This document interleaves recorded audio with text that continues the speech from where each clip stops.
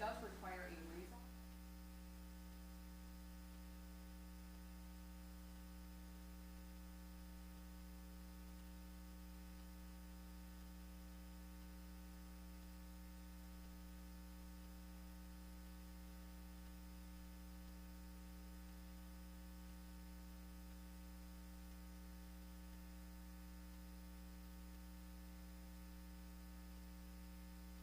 Another A1 parcel, these are A2.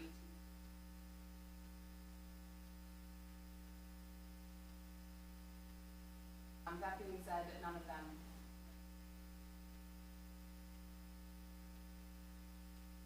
So the petitioners are proposing in order to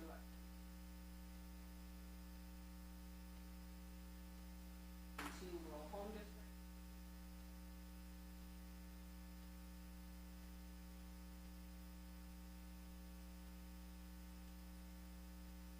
Are areas of wetland and primary environmental corridor. The land division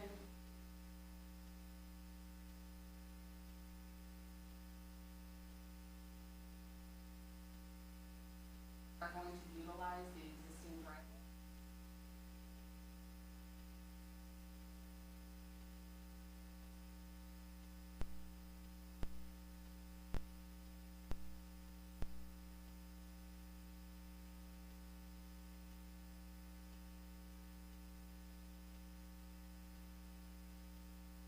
Soil testing, at the time of my report, soil testing had not been done yet, but it has been done now.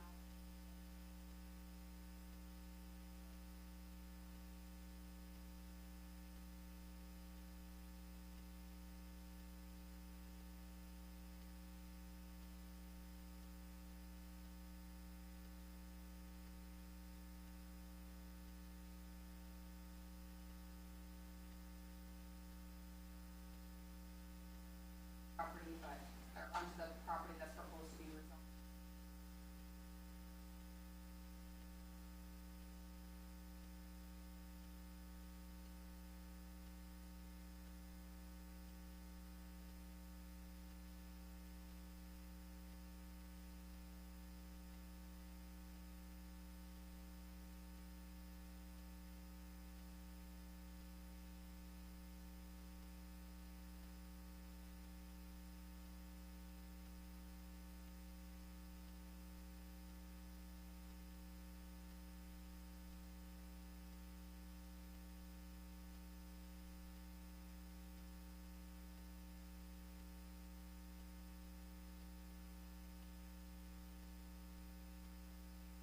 I need to go first, because you were ready.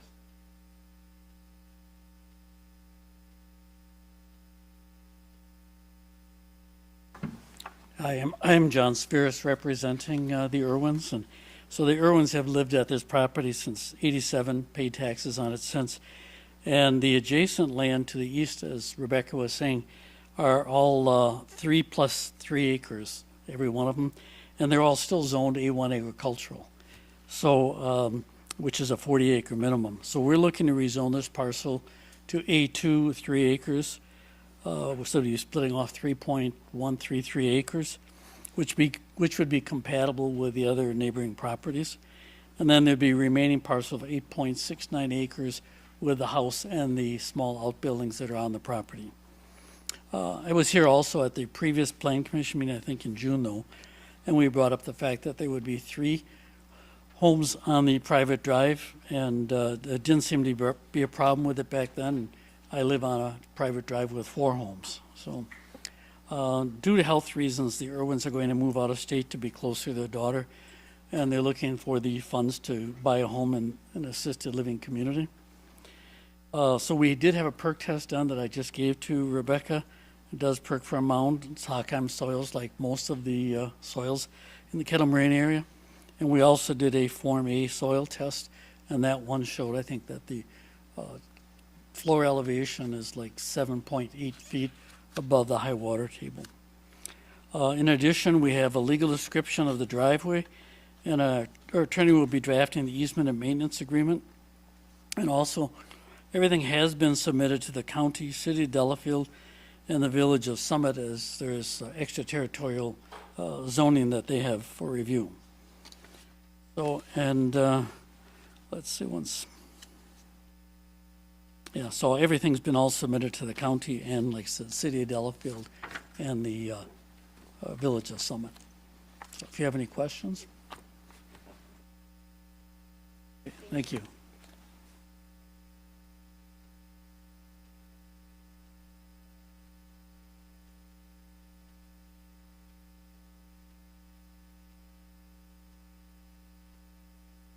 Hi, my name is Kelly Caviani, and normally my husband is the speaker of the family. He did write a letter on our behalf, and we live right next to this property that is getting rezoned. And where they are talking about the house building site is directly in my backyard. So 2 years ago, we bought our property knowing that there were 2 driveways off of it, that it was zoned agriculture 2 or whatever you said, and that building at that time didn't seem to be a thing or not going to happen. And so, you know, we bought, and now obviously things are changing, but you know, as that's happening for them, that is also negatively impacting my home value. So instead of looking at the green that my husband put in, 100-in golf little practice facility, I'm going to be looking at somebody's garage. I'm going to be looking at somebody's house instead of what I'm looking at now. If the building site was closer to, like, in relation to where my house is, I wouldn't have an objection, but with it being directly in my backyard and not having any trees like I do with my other neighbors, that's a problem for us. And so I just wanted to share our objection. It's nothing personal to the Irwins. They're very nice neighbors. But when you know that it's impacting your backyard as it would be for your backyard, I'm sure you would probably have those same feelings.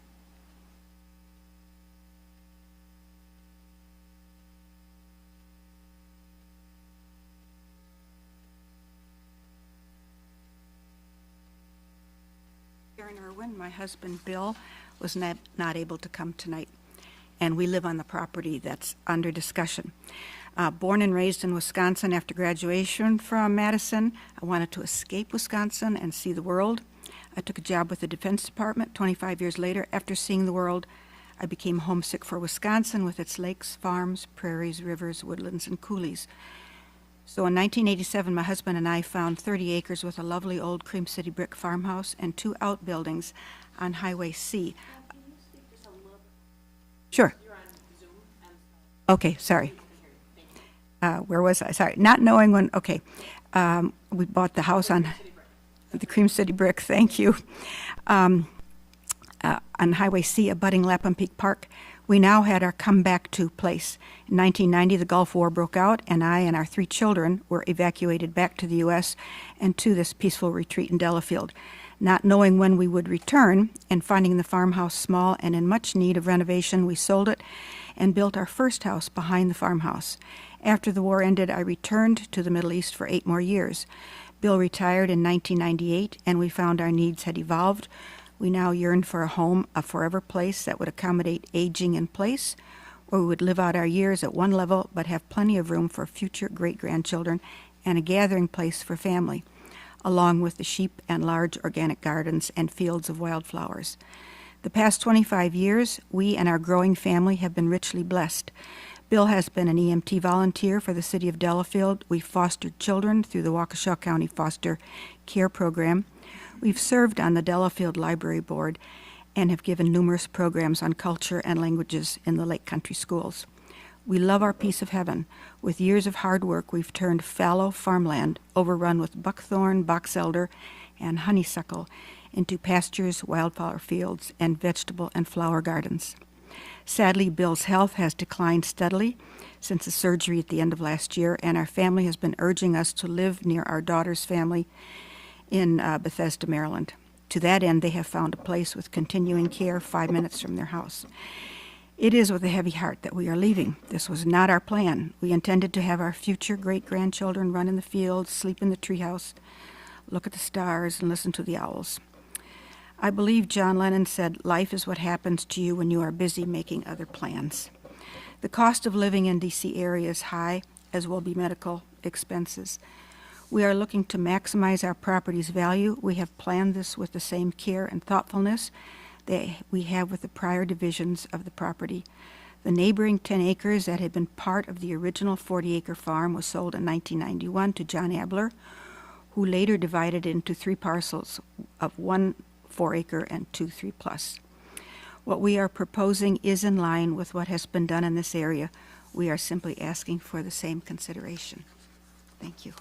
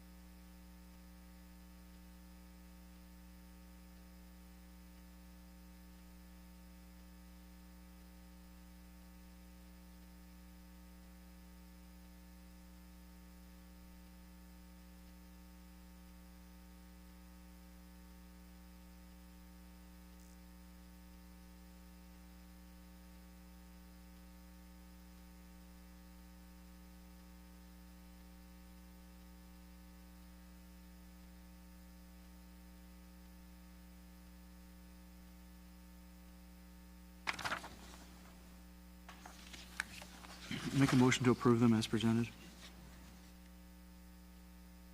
Second. All in favor? Aye. Any opposed? And the motion carries. Communications for discussion and possible action. Are there any additional items? And then with respect to 4A unfinished business, the 4A is consideration and possible action on a request from Warren Hansen, agent, on behalf of John Burgett, owner, for a conditional use permit to construct a storage facility, North by Northwest Storage, on property located at State Highway 18, west of the We Energies building, tax key DELT 0843 99802. And I know, Ms. Lato, 4A and 4B are the ones that you indicated you would just do one report for instead of 2? Is that correct? Both, that one and the urban one. Okay. Number 5A and B as well, Okay. so. So this property is located, as just indicated, next to the We Energies building, just north of Highway 18, near.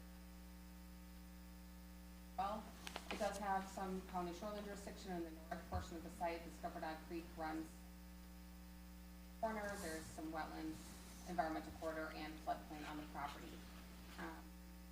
Property is throughout zone M1 industrial. There's over 10 acres. So a public hearing was held for the conditional use on 7, where a resident did express concern about the number of storage facilities along, wanting to keep the area's rustic character in place. So the public hearing was closed, but the Plan Commission tabled the matter to address some multiple outstanding items. I have essentially just kind of relayed out the report. I've been given a lot more information and tried to include it in this report, so we can kind of go through it one by one a little bit, or just sort of high level if you have any questions. But the overall development hasn't changed. It's still 9 buildings that will be constructed in 2 phases. The first phase being 4 12,000 square foot buildings with 10 condominium units. In their plan of operation, though, it does state that those buildings will be divided into smaller units that range anywhere from 220 square feet to larger units at 1,200 square feet. That would typically be used for RV, boat, or other large household items. All of the units have overhead access doors, and then the larger units seem to have a service door. The building plans, and that I have for them too, is the building plans that I've been given, I think it's kind of just one general floor plan, so at some point each individual will need to be thought out about these different unit sizes and service of where doors can be located on buildings. But that hasn't been all the way thought through yet, is my understanding. So phase 2 will happen at a later date and will be kind of market. I think as early as that would require a new site plan kind of operation.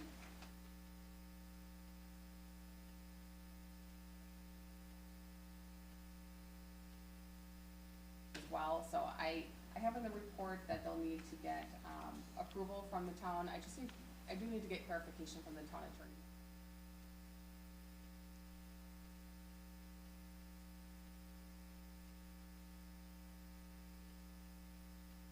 That may or may not. In the plan of operation, they do note restrictions will memorialize that there are no overnight stays, there's no outdoor music, there's no food or bar service. So this really is for storage purposes only, but they're just owned instead of leased. The zoning, the green space requirement is now being met recently in January. If they were short by, I believe it was 100, as is the height and location requirements of the zoning code. There'll be a few part-time employees to help kind of manage the site and review the security. The architecture is where things just get a little bit interesting. They kind of proposed 3 different versions for your review. After my review of them, look at, let's see,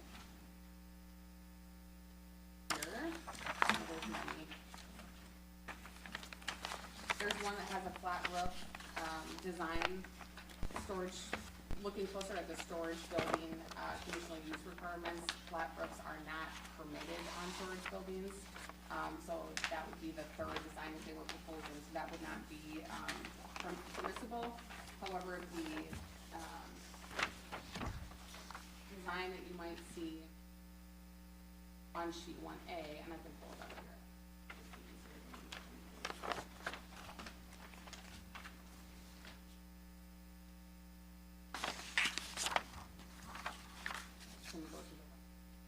But the original design was from January.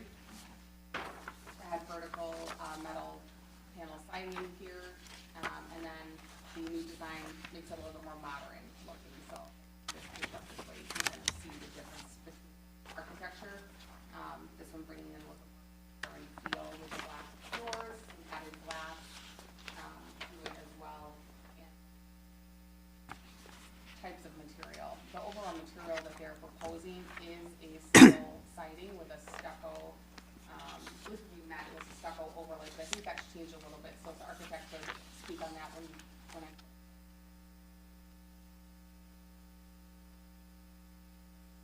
Materials have been brought as well for your consideration.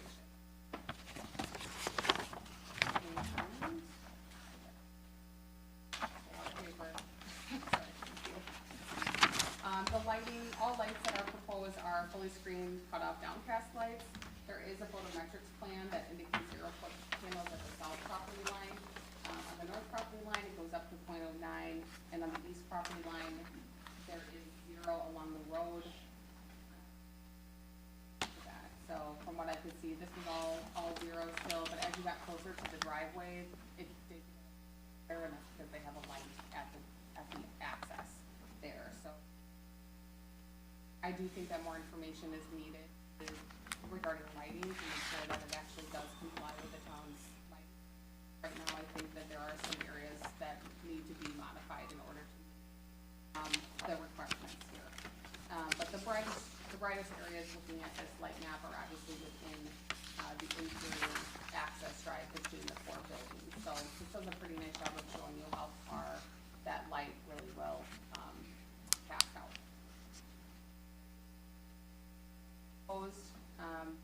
Again, there's 2 options for this. When discussing it with the owner initially, the sign that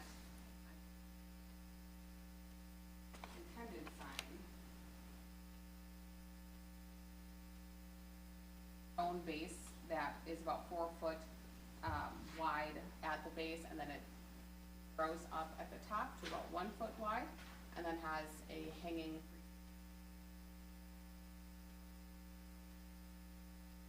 about 8 square feet that hangs down, but obviously the base column of it in your packet as well as a plan.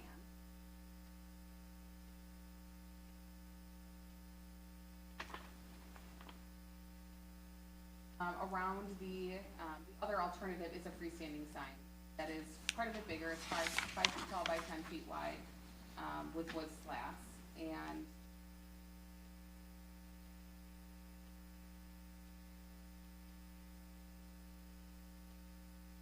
grasses, perennials, and rock boulders. A landscaping plan has now been provided as well that's much more robust than what you saw in January. It does include a mix of trees, evergreens, shrubs, grasses, perennials, and shrub evergreens. They're around the exterior of the buildings, most of which is just burning bush, but the area from the elevation that faces the road in between that has a much more robust landscaping plan, both at, like, along the building elevation, but then also in the, I've listed out there, they have 6 autumn blaze maples in this area, and 29 different grasses, 54 shrubs, 31 evergreens, 16 shrub evergreens, 15 different spruce trees throughout the, that is my understanding from the original on January, that was kind of what the landscaping plan was. It was just different spruce tree properties, so it has, the amount of landscaping has increased. Fencing, there are 14 security cameras proposed on the corners of the building that cover most of the site to varying degrees. I will just note that there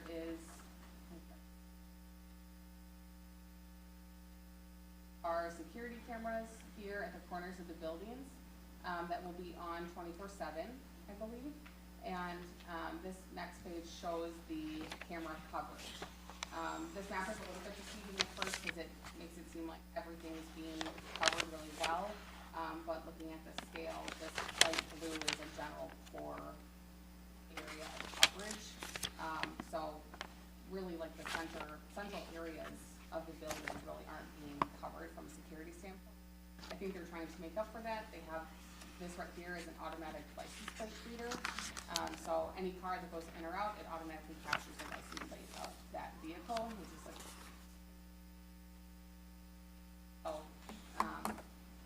that'll be something up for discussion of whether that feels adequate or not, or if more security on the building had. And then there's also a 5-foot tall, 3-rail, heavy white PVC fence that's proposed along the front of the building closest to the road.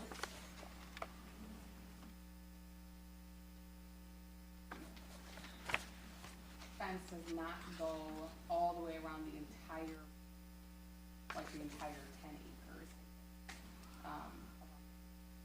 A portion of the buildings and then connects the side of the building.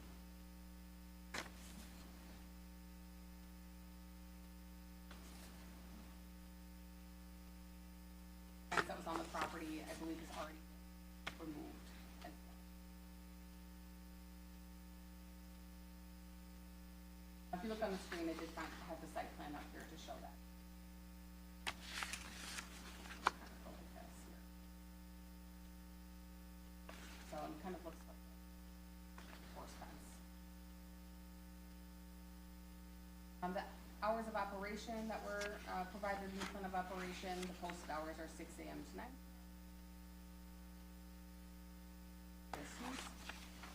The town engineer has approved these civil plans that are on the screen. No additional changes are required. They have received a county stormwater permit, and WISTOP has granted approval for the driveway location as proposed. They will issue a permit once they receive that they've reviewed and approved. There are quite a few things to discuss. I think specifically the architecture of the building and the sign in the recommended conditions for your consideration. I have blanks there to help try to memorialize what this is designed to make here tonight. And then there are 2 different items for action, which is different, I think, than how is the conditional use itself on the property, and the other one is the site plan of operation. That site plan of operation is what is generally modified over time if they want to make the conditional use. Or two different things for action, but the discussion.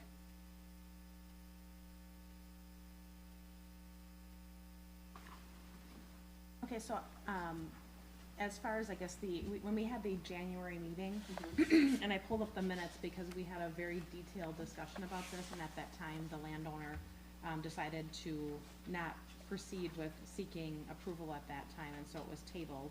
But it says that at that point, and I'm quoting from the minutes, the lighting plan proposes wall packs spaced 65 feet apart on building fronts, but details on fixtures are missing. Let me finish. And then it also says, key outstanding issues include metal siding nonconformance, lack of Wisconsin Department of Transportation written approval for access, missing plan of operation covering hours, noise, and other factors, security fencing and landscaping sufficiency, and non-compliant wall pack lighting fixtures. And at least as far as what and I'm not being critical of you, Ms. Lato, so please don't. Right, but so as we're sitting here today when this is coming before, and by the way, last time we had an entire long hearing on this issue, only to have the request withdrawn after positively, and we made these comments to try to assist the landowners on how they would move forward with this matter. As we're sitting here right now, there still is metal siding nonconformance, despite a discussion in January. There still is lack of written approval from the DOT. I have that. Well, okay, it says approval, it doesn't say written, that's why I wasn't certain. No, I do have it. Okay, all right, that's fine. Yep. And then the security fencing is still insufficient. We still don't know about the lighting as we're sitting here today. And so as far as you said, there's questions about the lighting and what they have.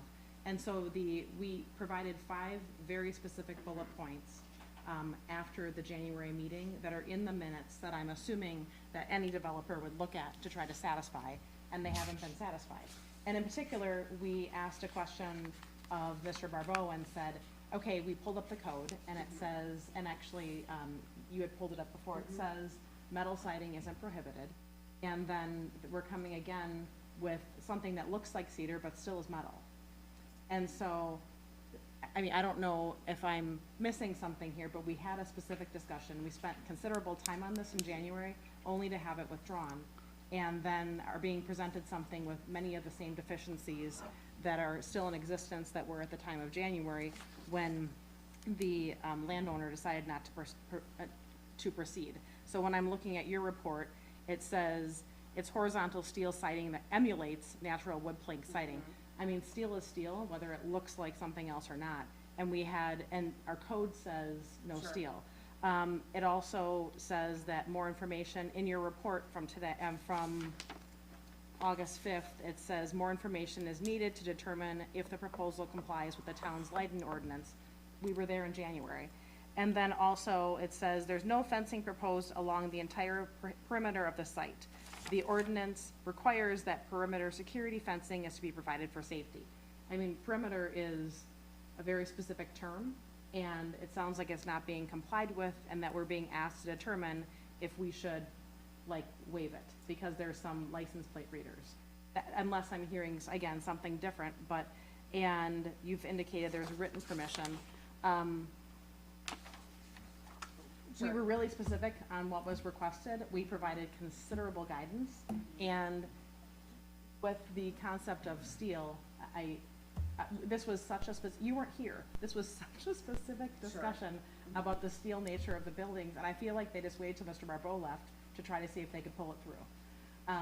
And so that's my initial, so I read this and I was like, we did this, and we spent a lot of time on this and provided a lot of direction on how this could move forward, and basically, I don't know if the expectation was that we're all gonna forget. But steel, I mean, steel is steel. If you're not complying with the code, it's not complying with the code. And Met with the owner and the applicant, we talked about how steel siding was not.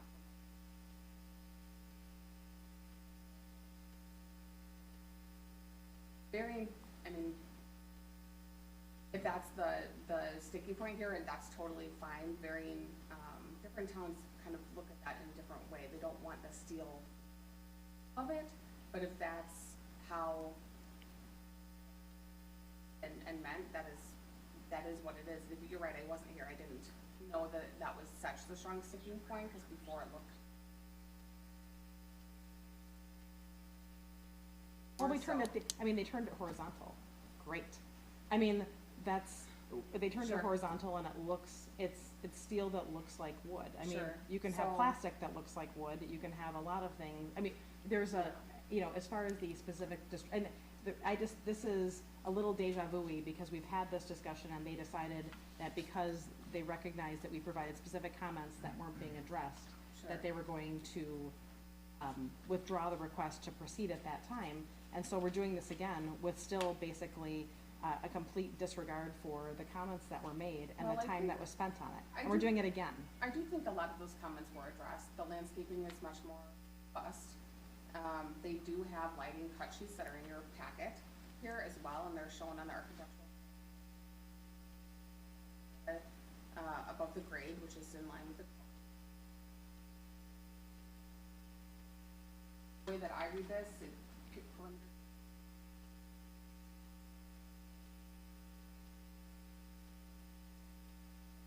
that is, if you, a lot of plan commissions, yes, they've met that. I don't know how much. So I did leave it a little bit gray in the report so that it could be discussed. I mean, I think So, the like, term if perimeter it's is the not- entire outside. Am I missing something on the definition of perimeter? Okay, I'm not, Well- I'm not, and again, I'm not, fighting with you, it's just this, we've done this. sure. And They you do were have the here plan and of we were. operation now as well, and they've addressed, some of the issues that were outstanding within that. So I just wanna make sure that it's fair to say that they have tried to address some of the comments, but it doesn't sound like all of them by any means. So I think that's maybe where that, I think the biggest sticking point is the metal siding. I think the perimeter fencing, that's a gray area where the plan commission could have some leniency or interpret that, I mean, there are a lot of storage units in the rural areas where they don't have fencing around it, so. if the landscaping's enough, phase fencing that you would allow, because it's going in 2 phases. You can't put a fence on the,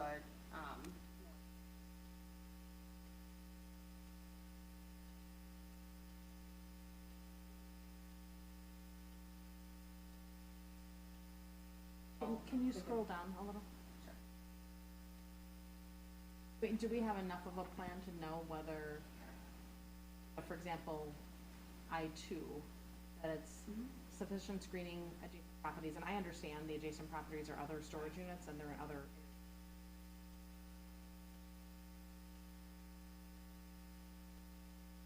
And this, to me,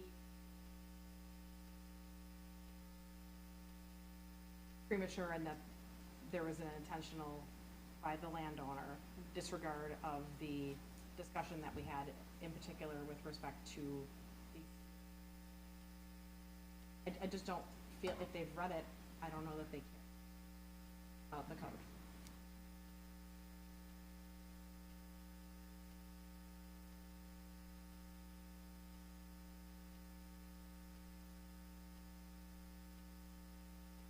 Well, there's not much to So, say, yeah.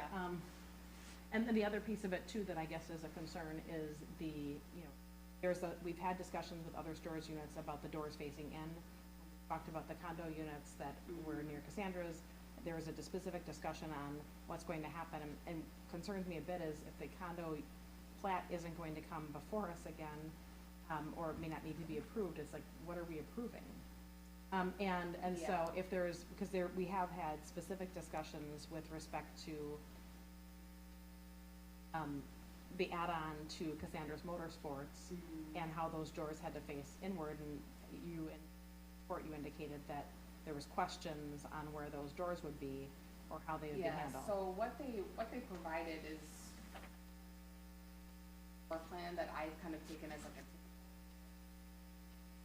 divided up. I I assume that they'll be divided up as they're sold based on someone's need. So they provided this typical floor plan. I don't know what building this is, if it's building 2, 3, or 4. So if it's building 1 and 4, then they need to lose the service doors on the back. But if it's buildings 2 and 3, okay. Does that make sense? So. Agreed, no, I hear Yeah, what you're so saying. as those buildings come in to get building permits, they need to be reviewed. If you don't, if that's too, if you don't like that. Furnish all 4 building plans right now and come back and show you each of them. Well, and what's always tricky is if there's 2 doors that face each other, but only one of the 2 buildings is built, then technically the doors face the street. In other words, if the outer, do you see what I'm saying? Yes, I believe that all 4 buildings are going to be built right now. It's not necessarily one at a time. All of phase 1 is gonna be.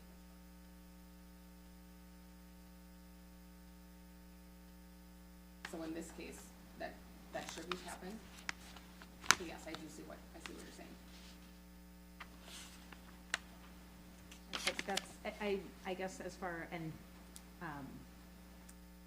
as some of these issues and the compliance with the code, it seems like Yeah. there still are some open issues, and we don't normally see, 14 conditions. Yeah. Usually there's more questions answered than having 14 conditions Right. that need to be complied with. So let me just explain, I do things different than Tim, and I'm just a different planner. I'm going to do things a little bit different than Tim.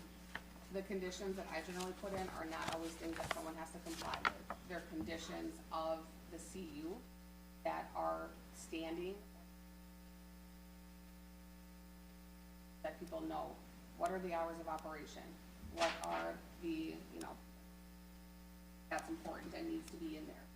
Just conditions that go with the operation and they stay.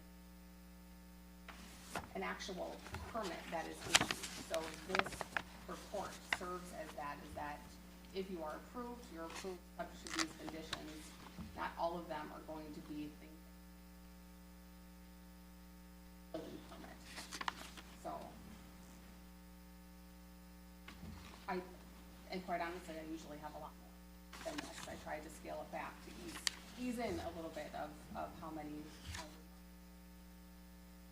help memorialize what the rules are, essentially. So would these rules be translated into the CU eventually? Yes. So how I like to do it is essentially the CU order. It would get translated.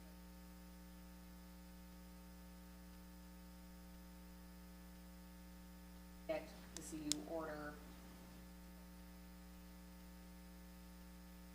You can do it both ways, and it might just. But these would all be included in the CU code that specifically.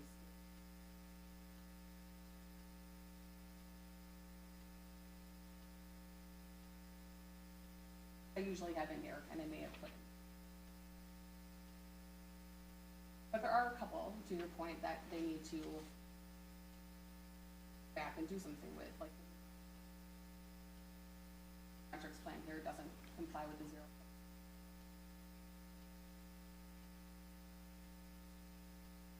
Don't necessarily need to do that. Lights are going to be, but that could be modified saying, no, before you do anything, we want to know exactly where the lights are going and that everything meets the town ordinance.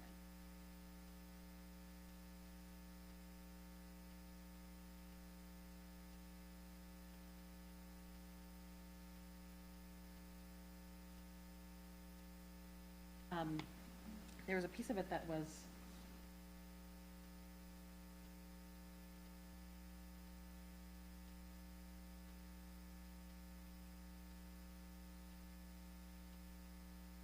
temporary short-term parking is in front of cold storage buildings 7, 8. The large R semi-heated units in buildings 1 through 6 and building 9 would have longer parking in front of each unit reserved by limited common element. And I have to pull up the code. I thought there was a restriction about outdoor parking on self-storage facilities. I believe that stated that there was no outdoor parking. Yeah, it was, except then the But then plan in the of, plan, I the understand. plan of operation contradicted the, because it specifically said longer-term parking in front of each unit. And I don't know what's intended by shorter-term parking or longer-term parking, but I do believe that it's contradictory. And I'm gonna pull up the.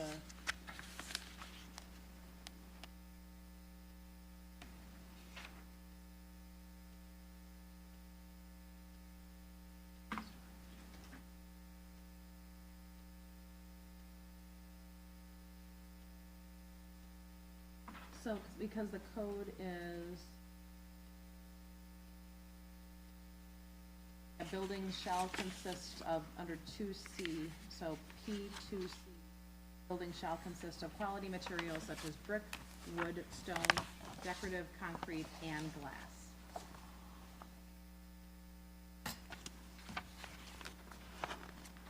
And then the plan commission may allow the use of metal building components and systems if it's incidental to the primary building architecture or screened from public view. Metal siding shall not be permitted. That roof building shall not be permitted.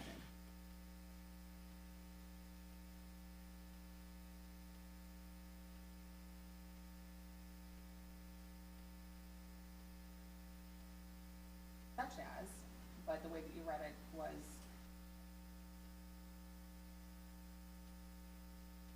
I think it's just examples of what would be Okay, permitted. I just wanna Yeah. make sure that that's how you're And then- looking at that as well. But I read, quote, metal siding shall not be permitted, period, Yep, end quote. like I said, I relayed that to the applicant, and And then it says, access to the access to the unit shall not be located on the exterior of any structure. right, I think we covered that.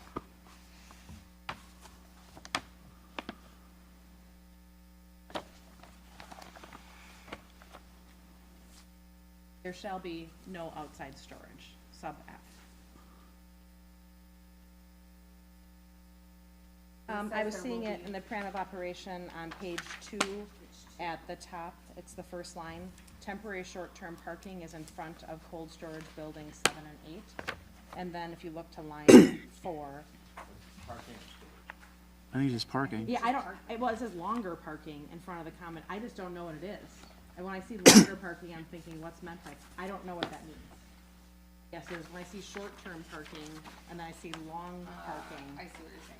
I don't know what those mean.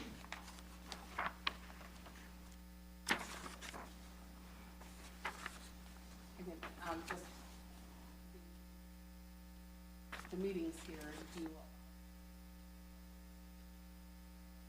Yes. okay. Do you feel ready to let them kind of give their, Sure. their say? Okay.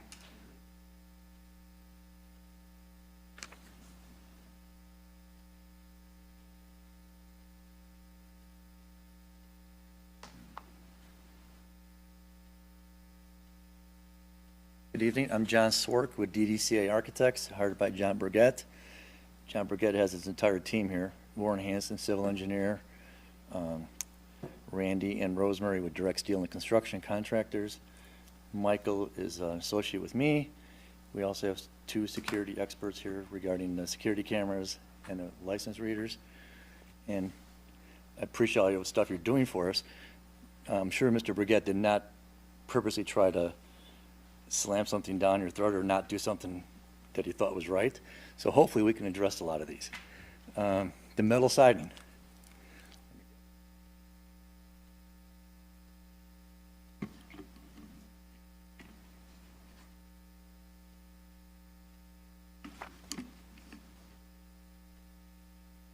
So we come across this a lot with all the projects we do across the U.S. A lot of the old ordinances are written as metal siding, thinking vertical ribbed, pre-engineered metal buildings, metal siding. So we showed Mr. Burgett a siding that is a metal siding, which is very common these days on high-end retail construction and office. It's a metal siding, agreed. It's metal, but it's not the ribbed. And this is about 3 or 4 times the price of Louisiana Pacific residential type siding. We're more than happy to use Louisiana Pacific wood siding. This is more durable, will last longer, and less maintenance. So the siding can go back to an LP siding if you want it to be. So there's really no issue there. Well, at least that's how we're presenting it. The lighting photometrics, I don't understand what doesn't comply.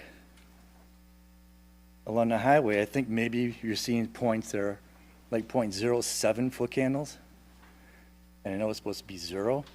0.07 is like I understand.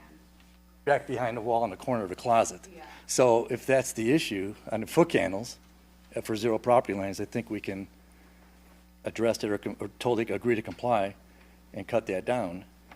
We did include the wall pack lighting. I think one of the commissioners mentioned that they were like 75-foot spacing. So currently on the plans, that every overhead door has a wall pack above the door between the units. That's included in that photometric. And there's only one pole light by the driveway entrance, set back far enough to not pour light onto the highway. The back does have exit doors. Is that, some of the doors you see are not allowed, are the back doors? That's what I didn't understand when you were talking just now.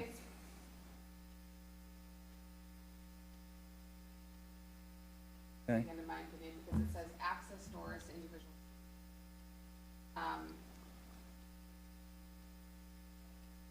Okay. However, later it does say up to vehicle. So that, what I was referring to Got it. themselves. Yeah, so on the back of these buildings, the opposite side of the overhead doors, there's a man door Yeah. that is truly just a fire exit door. It's not an access to the unit, there's no sidewalk to them. Right. So if that's allowed, that's fine. And that's in a photometric with a smaller wall pack. That's also indicated. I think you have these cut sheets, as well as the pole light cut sheet and the photometric. All right. Correct, correct. Yep. And that actually has to be on a battery backup if it's an egress light also. So, So I guess my question is, and the way that this is written,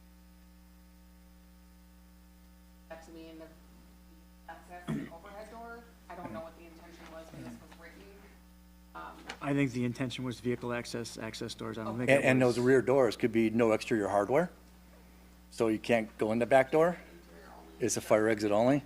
Yep. So That's I- an option. Yep, so I Right. was just saying that to be overly cautious. Sure. Because it wasn't, Okay. it was vehicle in one location, but not in another in the Good, code, so. good, good. All right, rear doors, As an egress. that Okay. you need egress right. or, I'm sorry, overhead door. Okay. For,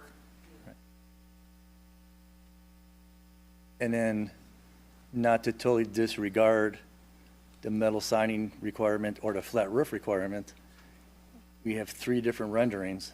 I don't know if you could pull those up, Yeah. you could find them.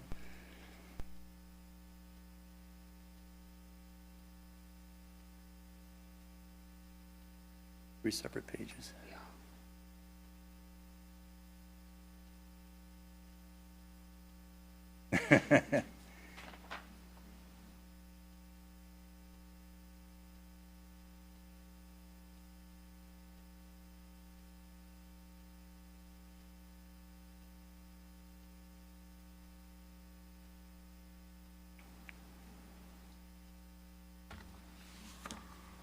Well, you guys have your paper packets, right?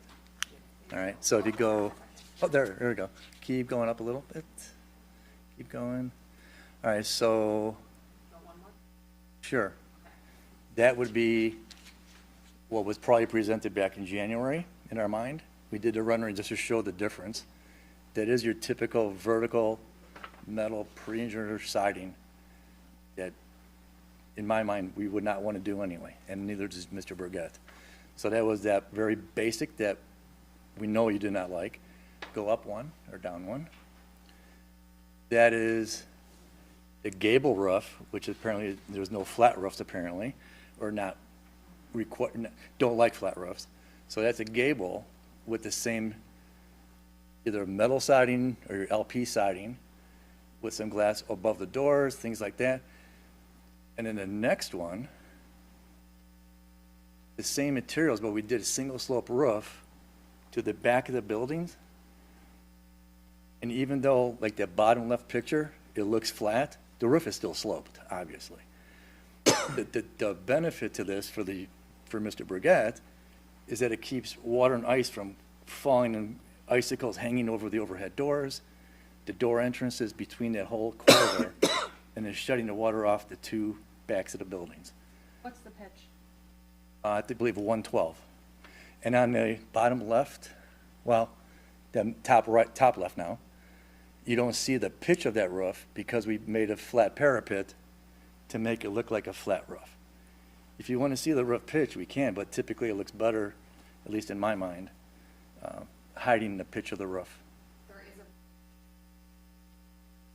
Right, it was like 312 or, 412 or steeper. right. If we're going to do that, we'd go back to the one with the gutters and all the ice problems that can occur by all those overhead doors and people falling. If we have to do that, I'm sure he will, or Mr. Brigette will. That's why we showed it. But I just wanted the opportunity to explain why we were looking at the other option on that. Panel type, we talked about lighting. Security fencing, although it's not my expertise. If you go to the site plan, that shows our fence. Yeah, that's good. Can I walk up to the screen? Is that okay? Okay with you guys? Sure. Okay.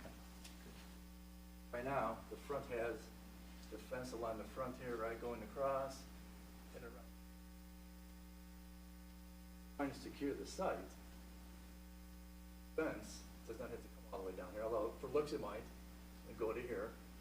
We could put a fence between the two buildings, around this back parking area, buildings, and we're totally enclosed. I don't know if the site doesn't necessarily need to secure, right access to these buildings and driveway that you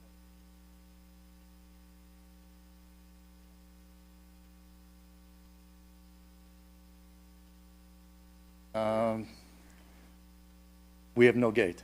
No gate. Right. Right. Right. Good. If we have to have one, we can certainly put one. Right. Something that we- And again, a little bit out of my scope, you guys were talking about parking and outside storage. So the parking, longer term, whatever you call that, could be defined. But for sure, there's no outdoor storage. But if someone's going there to visit their unit, typically they would park maybe a car outside, go inside, do their stuff, and leave. And that could probably be set up in your agreement somehow. I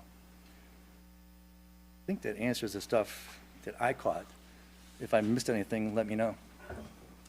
Quickly on the fence, there's no detail on the fencing, it references heavy white.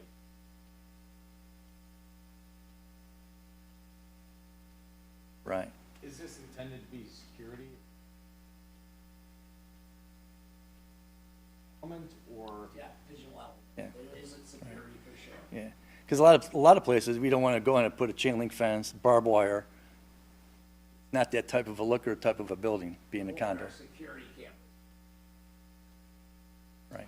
My other sites, Yeah, that was not present at Jet. Good.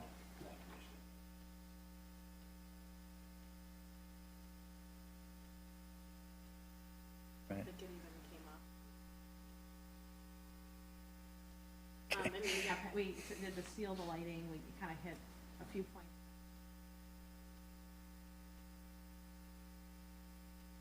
Primary discussion point, I don't know if anyone can correct me, but that was really the primary. No, it's where we ended. It's where we- So hopefully I addressed a lot of your concerns, and if you got any questions, let me know, or anyone else on our team. You have to come up.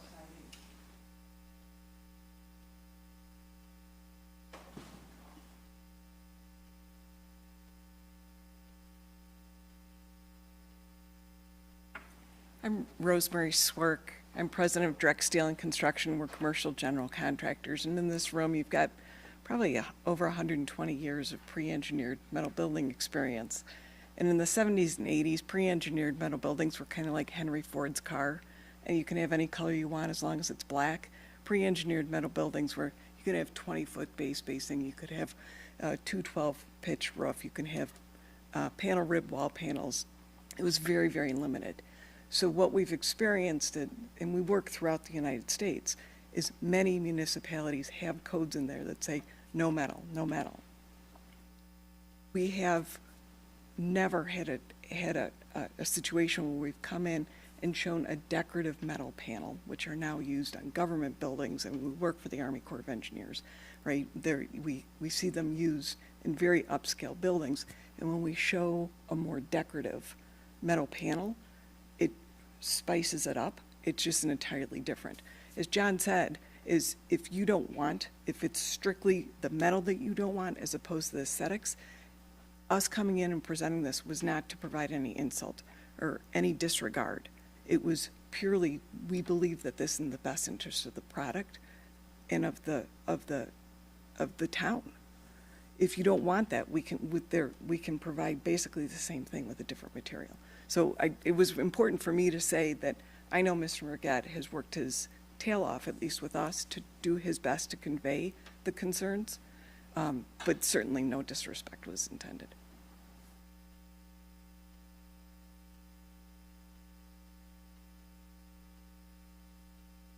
Maybe have our camera.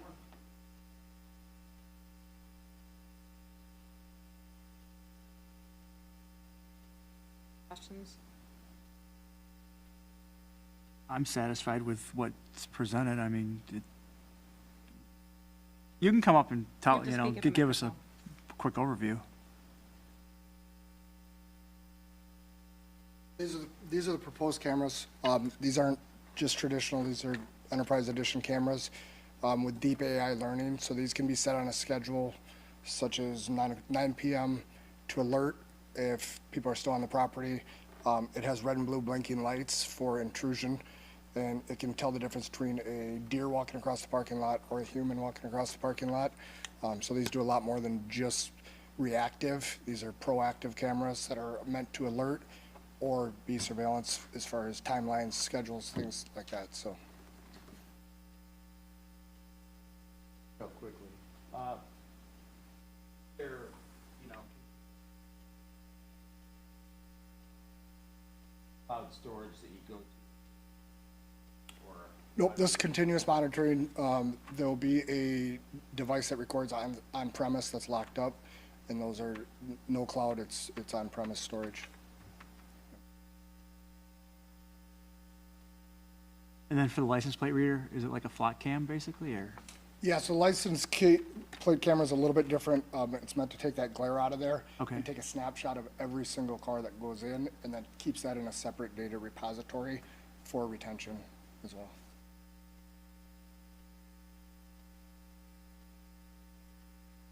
The license plate reader is also a lot longer distance, so even though that drawing did not show that, that's longer distance to hit that road, and so that has a lot longer distance on that.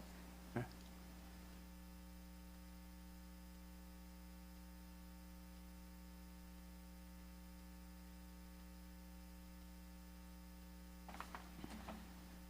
I'm still struggling with the fact that we've been fairly restrictive on self-storage units, and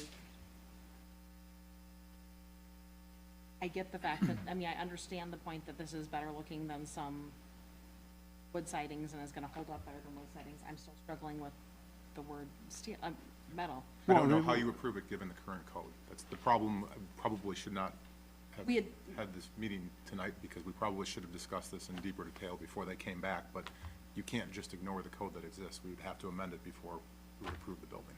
And I know that was a discussion Oh, it in was. January, as far as that the code would have to be changed in order to allow it. Correct.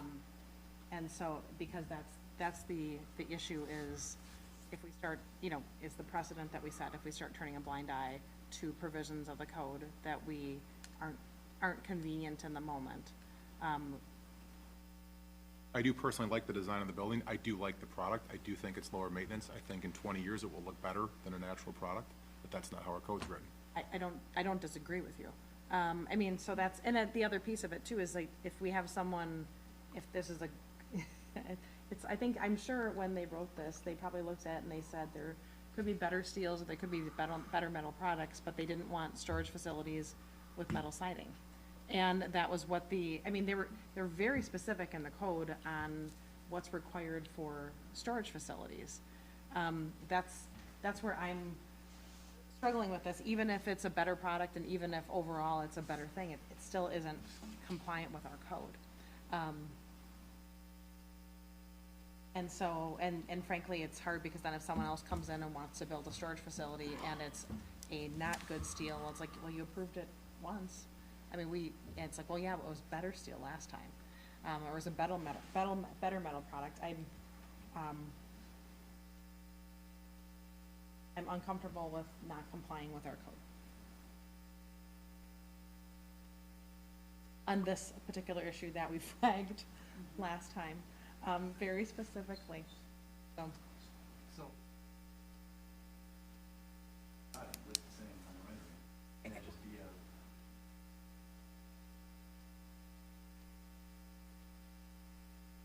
I guess my thought is I'd like to table this and see, as far as, we have 3 plans, we have a landscaping plan, we have a lighting plan that's kind of done. I mean, it seems like this is not, and I see that there's a lot of attachments, but, Do we I don't want to give like- more direction on the fence if we're going to do that? Because that seems to be another point of contention.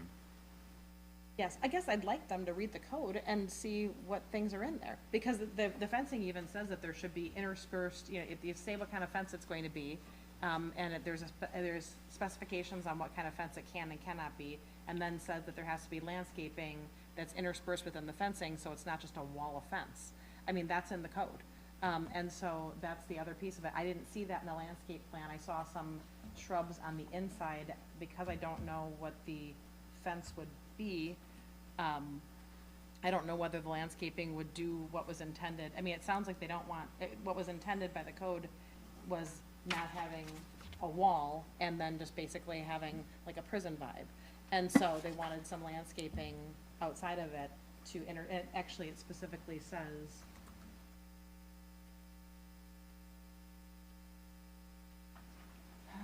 all lands not used for building, parking lots, and driveways shall be landscaped, and kept in good appearance at all times, including required watering of lawns and shrubbery. And then landscape features shall provide sufficient screening to shield adjacent properties and roadways from adverse effects of the facility. And then talks about the trees and what's going to be planted. Fence discussion.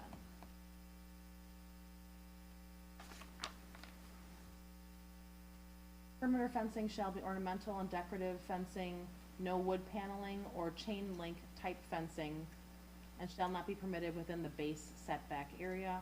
Where walls or fencing is used, plant material shall be placed intermittently along the wall or fence to soften the effect of the wall or fence.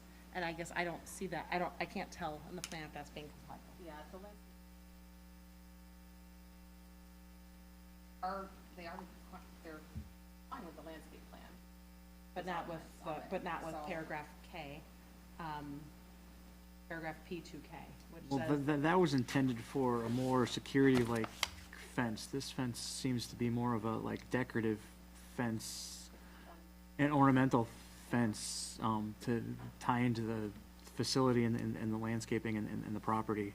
The way that this code was written, it was written to prevent your basic metal pole building, and, you know, we didn't want a prison-like, you know, atmosphere. So, I mean, obviously, the code can be revised, given that we've seen, you know, a better, more superior, you know, metal product, and we can probably take that back and figure out how to interweave that into our code to probably allow that. I mean, I like the product that was presented. I like the drawings. I appreciate all the work and all the attachments that have gone into this. It's definitely come a lot farther than what we had before us in January. You know, we have the wall packs, we have the lighting, the renderings are there, you know, we have the plan of operation.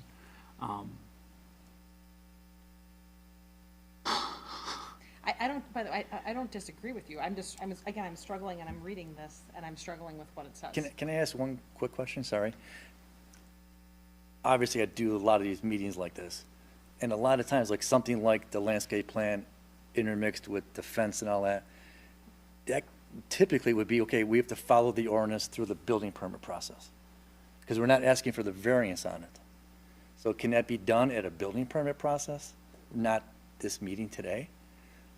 As far as like the landscaping goes, right? Talked about the gray area with condos, though. I mean, that's a totally separate, the condo plats, when you, if we even are allowed to review them, we can only review them. All you're looking for is to make correctly and really make sure that the stormwater language is on there. That's really the most important part of what we're even looking for. None of this stuff would be on a condo plat, nothing. It would just be rectangular boxes. And even going like one step further, it'd be like asking me about all the building code items to go with the building. That's handled through the building permit process. Except the conditional use, there's certain requirements that that have to be followed, and typically there's a checklist on whether or not you've complied with them. Right. And one of them is material for the siding, the other one is the landscaping Right. plan. Okay. And I guess, can you tell me what's intended by the words temporary short-term parking and longer parking? Warren can probably do that. Thanks. Can you approach the microphone, please?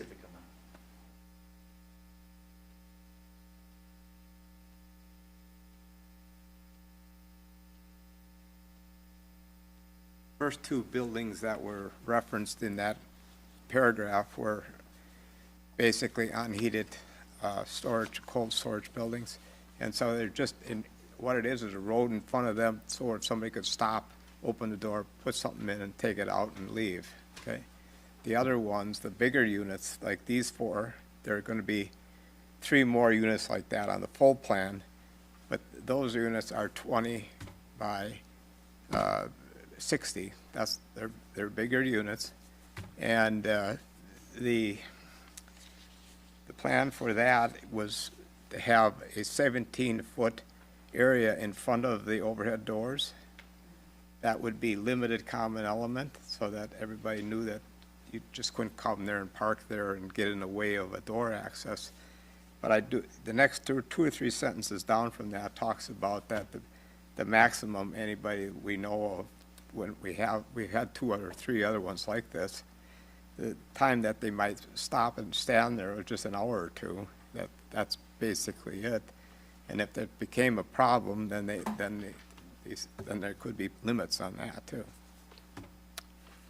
So shorter term you see is something as no more than like a half an hour, and longer term, no more than 2 hours? Up to 2 hours. Okay.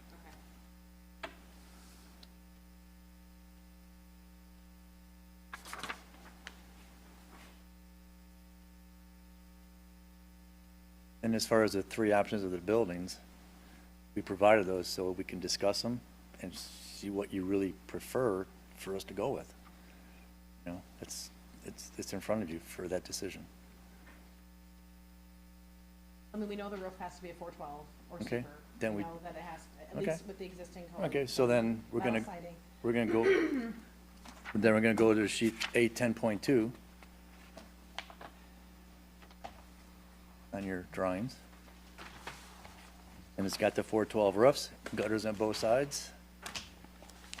Fortunately, we're gonna have snow and ice falling down and people tripping and sliding, but This isn't a us problem. I know, I mean, right. you I said know. it now twice, we've all, Okay. I think everyone's heard you. On sheet 10.2, what is the alternate material on the side and back?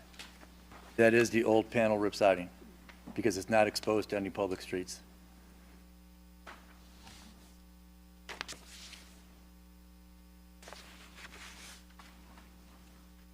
view from the street and from people driving down the main aisle, we'll see the nicer siding. If you look at the middle picture on the right on the screen, these are the two buildings that face the highway.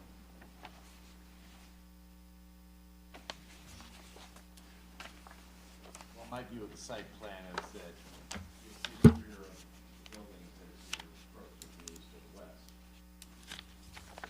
Aside from periodic landscape, I'm not sure how far you have to see it from. Sorry, it's a tough one.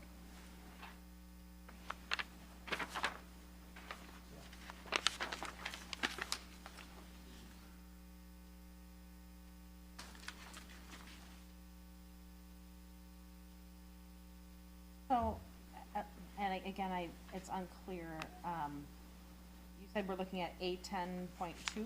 Yep, that's what's on the screen right now, too. Okay, Yep. because so it says that the landscaping shall provide sufficient screening to shield adjacent parking away from adverse effects of the facility. So is there any landscaping on the back of the buildings that would face the road? Well, facing the road is what you see right here. This is facing the road.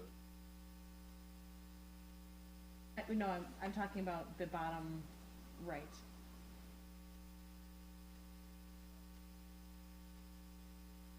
Properties. And so then, there's no landscaping on the back. You have to look at the landscaping and see the landscape plan. Okay. Sorry, Warren will come up, he's done that. There is landscape. It's just not on the, It's just not on We're on the renderings, right?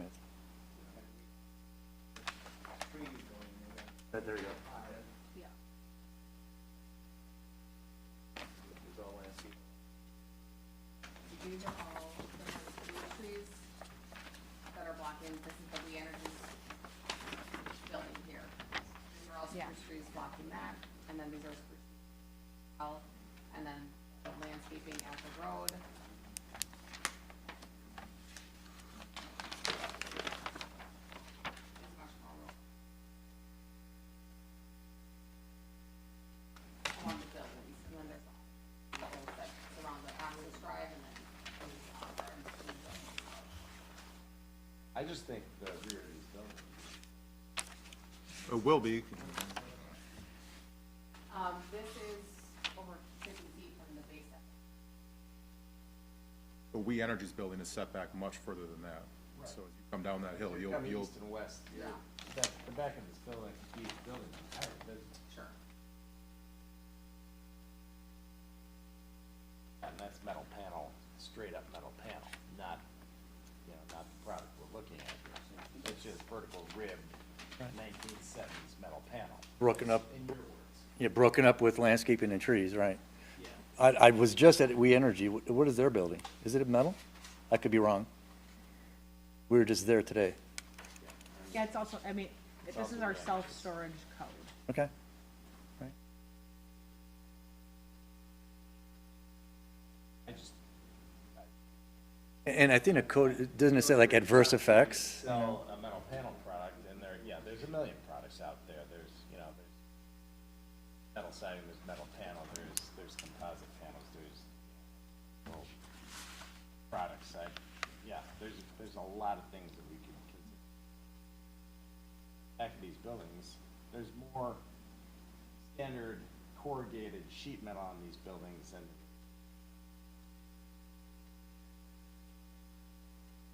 50/50, but you're, yeah. Two sides on each one.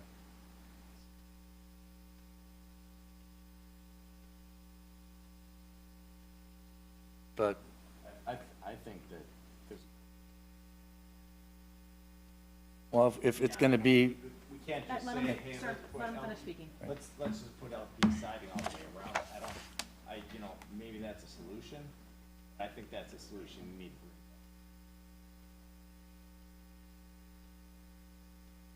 Yeah. It's not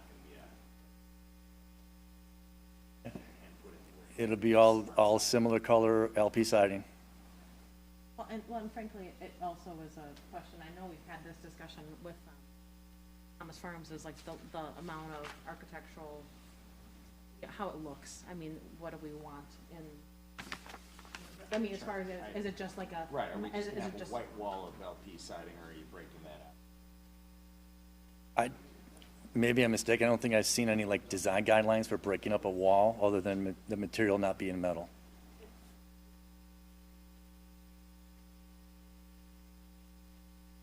That's why it has the such as language. That's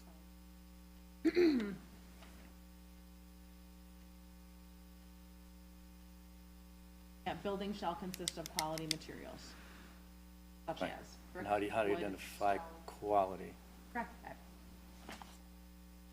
Right. So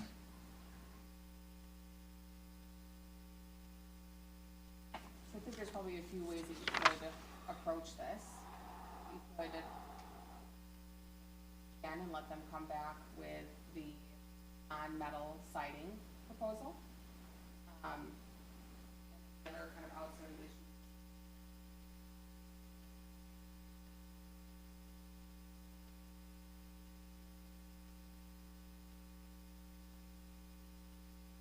You could,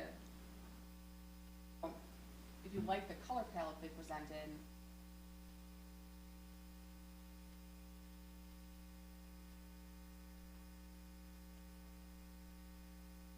subject to providing LP siding, or color palette, period, and then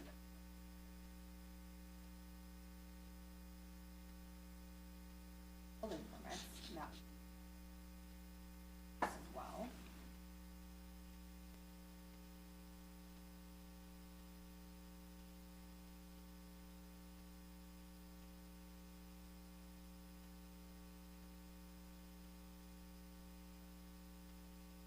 Might you want to see?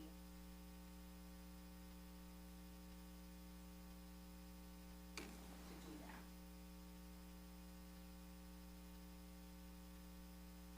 Well, and I understand the fact that, I don't know what year this was, 19, that's not that. But maybe since the last time it was discussed that there's different materials and there's different options. And frankly, we don't get a lot of self-storage, unit discussions where we have to dig down into the terminology. As for me, I would prefer to see what the fencing is going to be with the, and instead of having to cobble together how this all looks, and is it going to be a wall of white that we would say this isn't something that we, you know, quality materials, even if it is. What is it? There's a lot of hypotheticals, and I guess I like,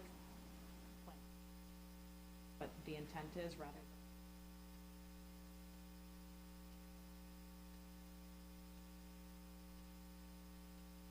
approving something that we haven't seen. I think as a general rule, we usually like to have a more, and frankly, again, if there's a discussion of a code amendment or wanting to higher quality metal siding, I guess my thought on it is just something that we're comfortable going forward with, and it sounds like, you know, Mr. Berger does have experts who would be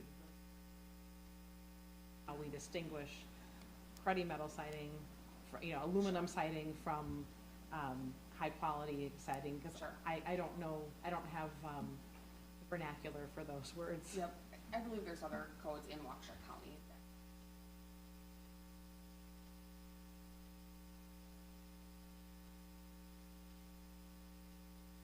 Can I interject a little bit? I would think that we don't want to go through any kind of code change because of the timing that would take and all that. So I think that's, if you guys want to do this somewhere down the road, that's great. And I, No, we don't just change the code. right, and I think, I see your point, not being subject to too many things you're not clear on. So my first question is, when would a submittal date be to be on the next meeting? I mean, is it, do you only meet once a month, or? We meet once a month, yes, and the Okay. first Tuesday of every month. So it'll be Unless it- September 2nd. September 2nd, our Right, date. I just know that, trying to get through this building season. So basically then we could bring, if we go that route, new renderings, gable roof, no other options. Bring our sample of the wood siding, the colors. It would still be a wood color, look just like that front piece, but basically all four sides. And then come up with a fencing and landscaping plan.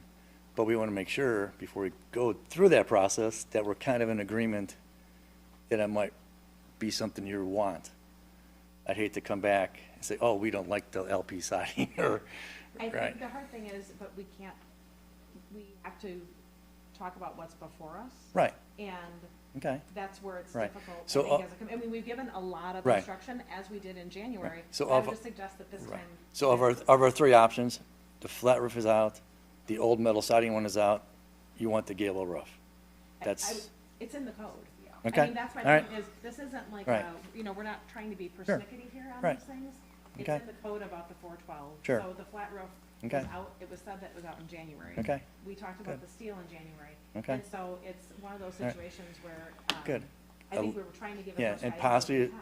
a little direction on the fencing. The little idea I had about putting it between the buildings and around is that, it's not a security fence, it's a decorative fence. We don't want to do chain link and barbed wire. Oh, we can't do chain link. Well, So- all right, right. So- Right, Well, I if mean, that's a hearken- true Well, if security. I harken back to the discussion we had in January, I was under the impression that the fencing issue was at the discretion of the plan commission. I copied and pasted. That was how I recalled the discussion going. So I think the fencing issue is at this body's discretion. And I'm okay with it not being like security fencing and being more decorative. They've got the security cameras, they've got the license plate reader. Ultimately, the security is on the people who are buying into these buildings and the owner of the storage units. You know, we don't want to necessarily make them look like, you know, a fortress or a prison, you know. You can look at, I mean, We Energies looks like a prison, you know, I mean, I like the flat roof, you know, I wish there was a way in our code that we could allow the flat roof, but the code clearly states that we have to have a sloped roof. So it seems to me that the one big item is the LP siding, all four sides, and the gable roof. Yeah. We have that before us right now. A base, it says metal. And the So, landscaping plan and the landscaping. right, but if the fencing is up to the plan commission, are you guys okay with the fence we have? Do you want to maybe give some direction on the landscaping that you're concerned about? Because when I look at it, I do think that it meets the code requirements. All I know is that the code says landscaping has to be interspersed with the fence.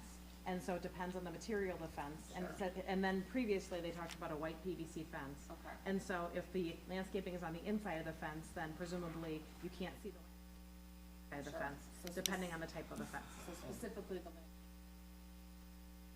we're kind of missing. It's what the code says. And I'd like to see, you know, there's nothing other than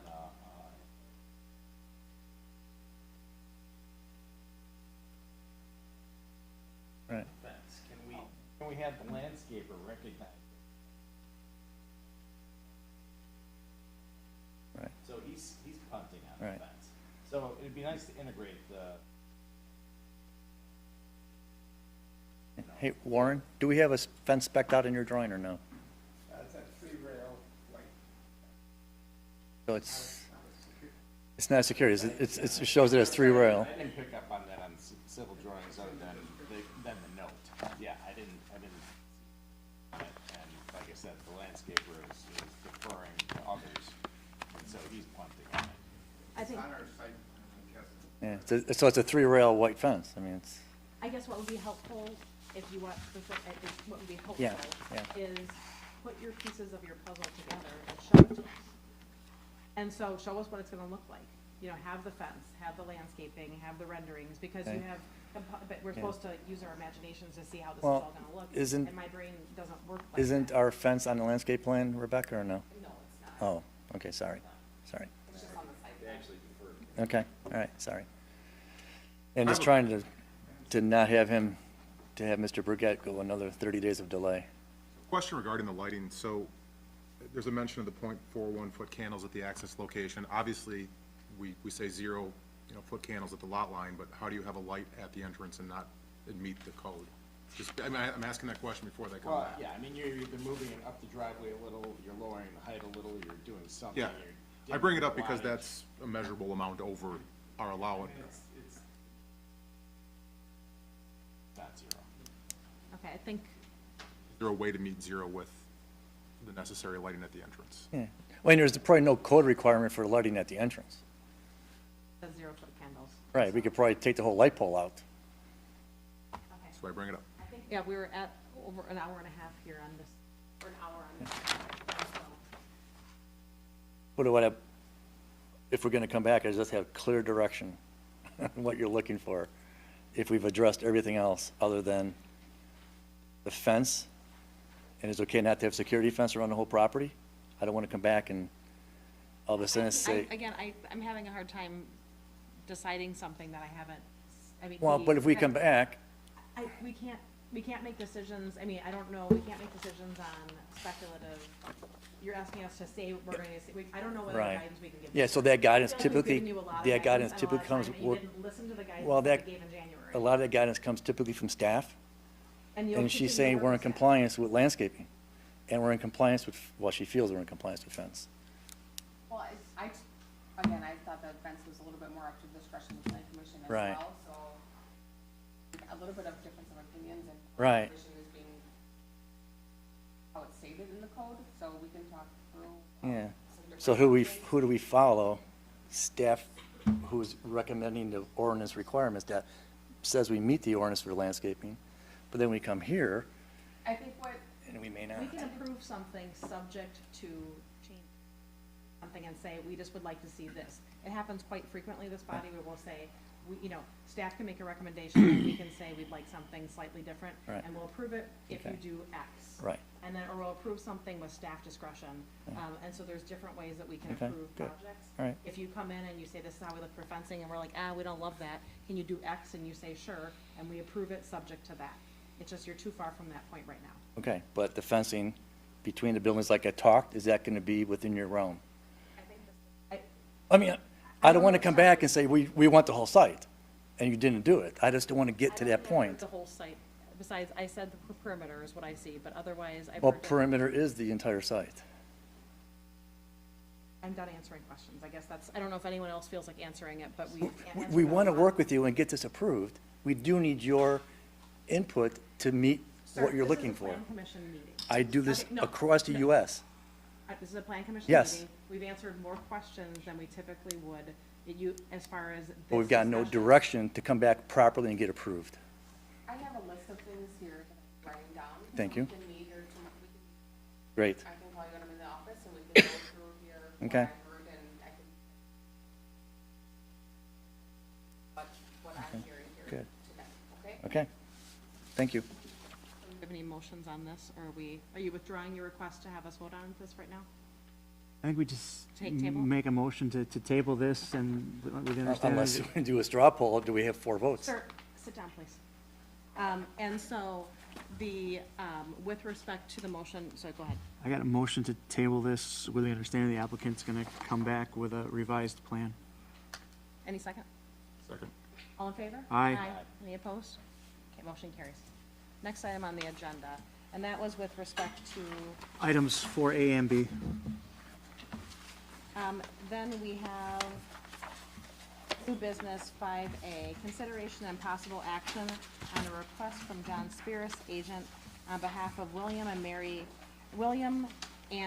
Karen Irwin, owners, W330 and 247 Kettle Moraine Drive, to rezone approximately 3.13 acres of land from the A1 Agricultural District to the A2 Rural Home District located at W330 N247 Kettle Moraine Drive, to create a new residential parcel.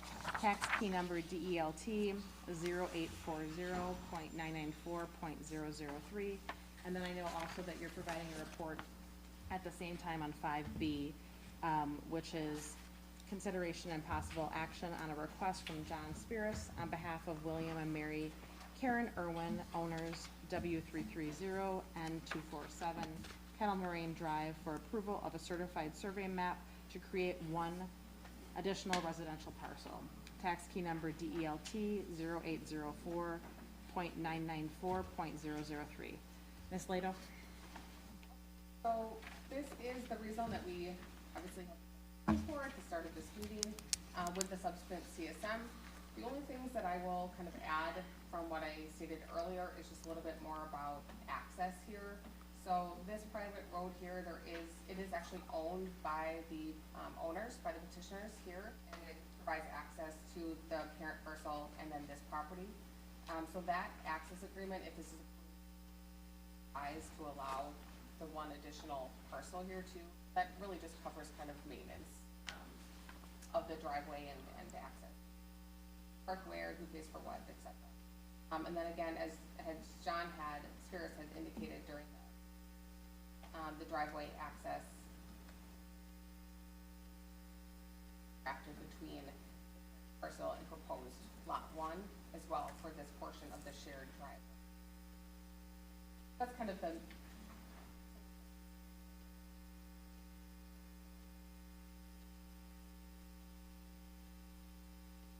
along with the rezone, so to speak.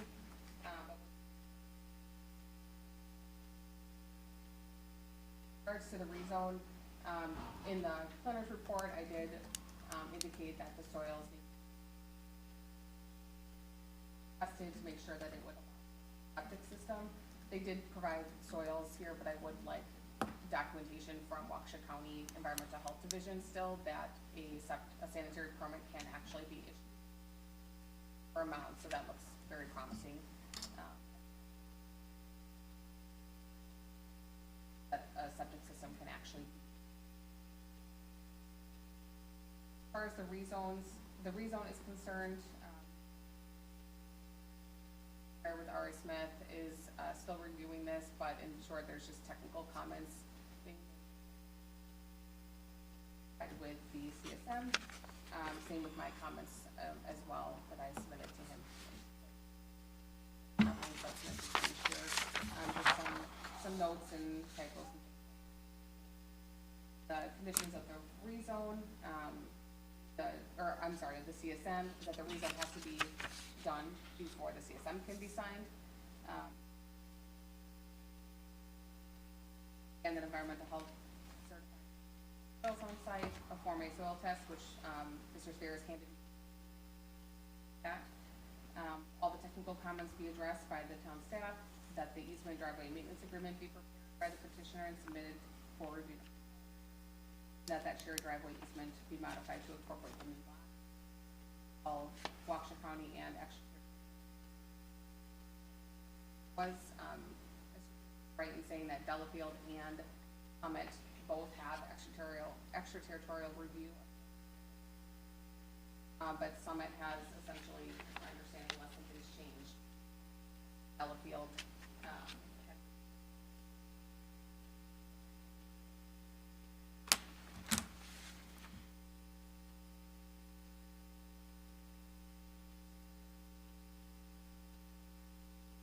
so that's one of the changes that will be done.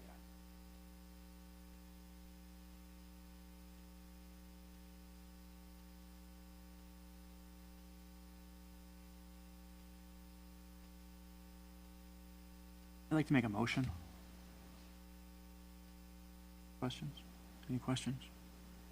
No, the only thing I wanted to note with this one is that it seems like Mr. O'Rourke has, because I saw it for items 5A and B and also. The signature pages 5B. need to be updated. Correct. Yes. Yeah, okay, because it's on both of them, that's why. Yeah, so they submitted all the hard copies, and then the next day Summit said. Well, the names need to be updated for the city and that's for. on the comments. Okay. Yes, technical comments. The names need to be updated, the surveyor. Okay, Yes, yeah, no, I had noticed that, and I think they also, it's, at least on one of, it was, they had the town and city of Delafield both incorrect, so. Yeah, the I names just are wanted all that. wrong. Okay, yep, So they'll update that. Okay. Take up Summit, and then there's a couple other things that they need to. Some of those people haven't been in those positions in several years, so. correct. Yeah, so no, I think Mr. O'Rourke just has old data, because it seemed like Delafield, city and town were both wrong. Yeah, Okay, all right. yep. Got it. I guess I have a question. I mean, clearly it meets the technical requirements, and it brings a lot into conformance, and that's amazing. You know, I've not particularly been part of this exact process in this regard, but I know we have talked several times about placement of homes on lots. Obviously, there's a concerned neighbor involved. I sympathize with that. I don't know if the standard practice is to consider that as part of this process, but I know if it was my adjacent lot, it would be a concern of mine.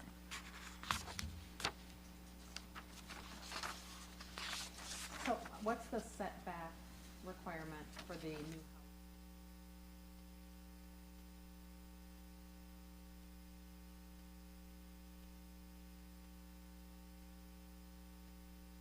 So, and I don't believe that Delafield has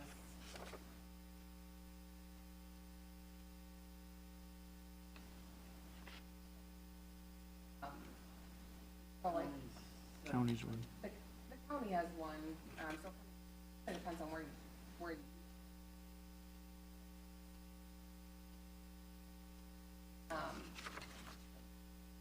and the topography, yep.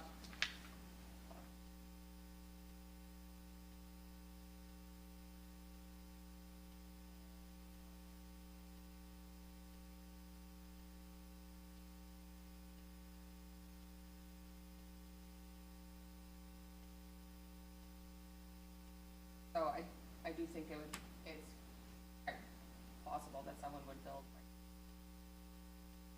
I think that's what, the last meeting, that's kind of you indicated one of the only. Out of grade. So I mean, I think this is.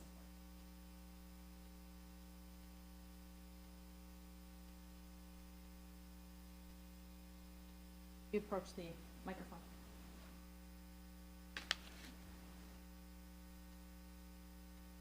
Actually, ma'am, before you start, I just have one quick question. Ma'am,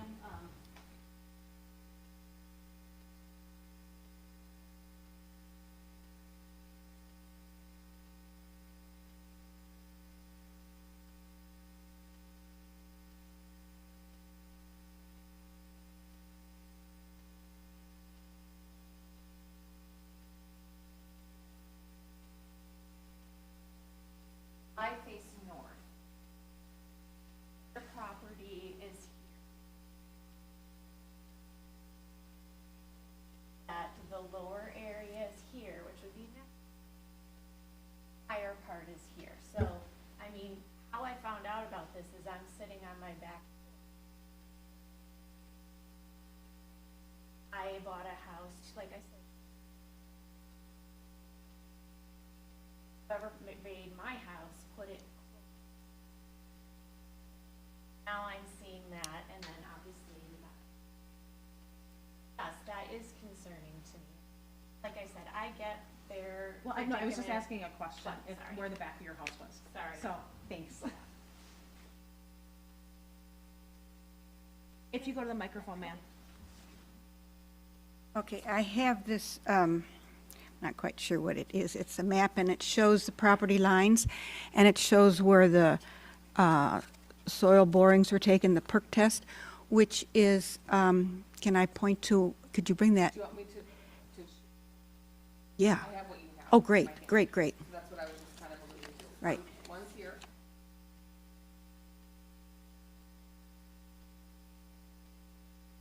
All right, and I can't see it on this. I can't figure out where. Can you see my mouse in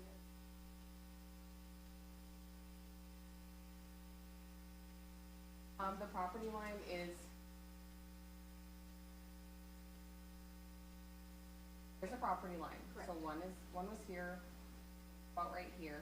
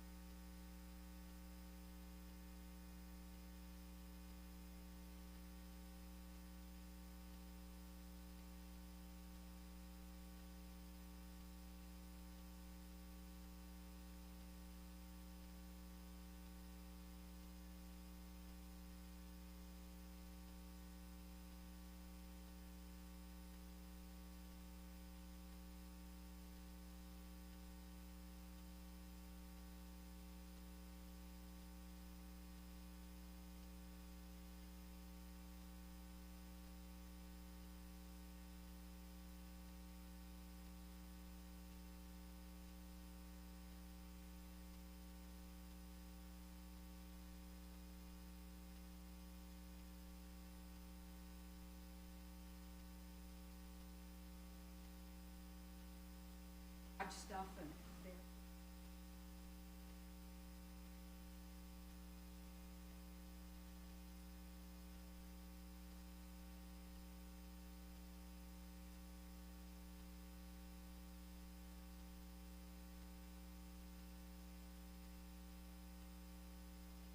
Okay, when Mr. Caviani called me last week and he said that he received a letter and were we planning on moving? And I said, yes, we are. We have to move because my husband, he said, well, so if you're selling off that lot, it's going to ruin my view. And I said, well, you know, I don't think so. And he said, well, it's going to ruin my view. Oh, and it's going to affect my property value. And I said, you know, the person who's going to buy this lot is paying enough money that he also wants privacy. He doesn't want to be right next to your line. And the site that we've kind of identified as the logical site is not there. It's not up against the line. It's not, I didn't think it was visible. I mean, I was standing there looking up at where the trees were and their property, and it's certainly not anywhere, because we can't do it where the perk tests were, it's not going to be anywhere along the Gulf link. So, and then I would have another question. If we would sell it as an entire one piece, and somebody who buys it wants to go and, let's say, put a garage there within 50 feet of the, would they not be able to do that? I mean, what determines what you can do on your property? I mean, you know, right, right. So how does that work then? I mean, just for somebody to say, it's going to ruin my view, and I think, well, how could it ruin your view? So that is my concern. So I will say, just kind of thinking about your question, there's nothing here.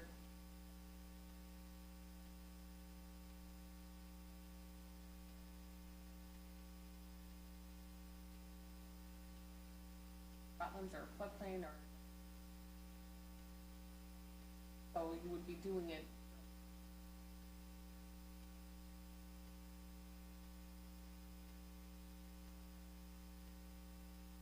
So I asked the question. Yeah, yeah.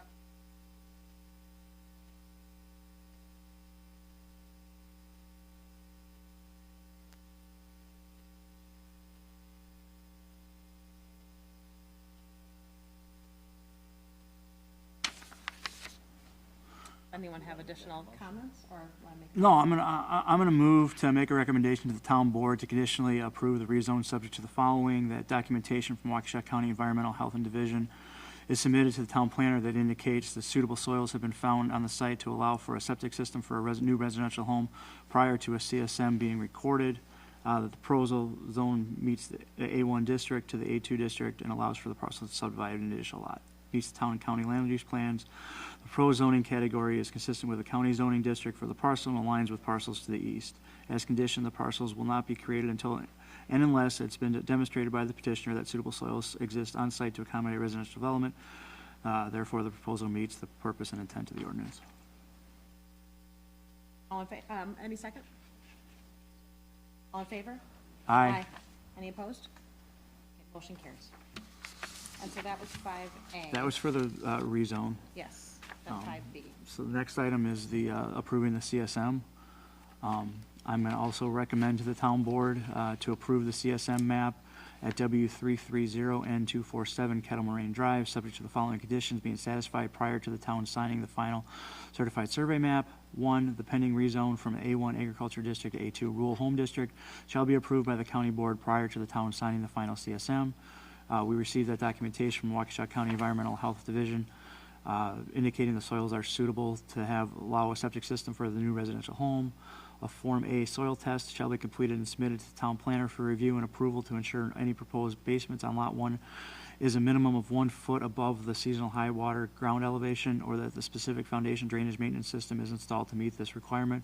The intent of this condition is to ensure the protection of future structures from groundwater flooding. All technical comments from the town planner, town engineer, and town attorney, if applicable, should be addressed on the final CSM, including the updating of the signature pages. An easement and driveway maintenance agreement shall be prepared by the petitioner and submitted to the town planner for review and approval. The easement and driveway maintenance agreement recorded document shall be identified on the CSM. The existing shared driveway easement shall be modified to incorporate the new lot utilizing shared driveway over Outlot 1 of CSM 8537. Copy of this agreement shall be provided to the town for their records, and all Waukesha County and extraterritorial review entity comments should also be addressed. All in favor? Aye. Any opposed? And the motion carries. The next item on the agenda is the consideration and possible action on a request from Michael Tomlin, agent, on behalf of Tom Beaudry, owner, to amend the site plan/plan of operation on a property located at N47 W28229 Lindale Road to allow for a Carvana fulfillment hub that utilizes the existing facilities on the site. Leda? Okay, so this property is located 16 and south of County Highway JK. I'm sure all very familiar with this site and the property construction over the last few years. So the applicant has come in with a site plan of operation amendment. So currently this site operates under a legal non-conforming use conditional crafts and a body shop. So there are several conditions within that. Proposal is for a Carvana hub to move on to this site and utilize the existing building.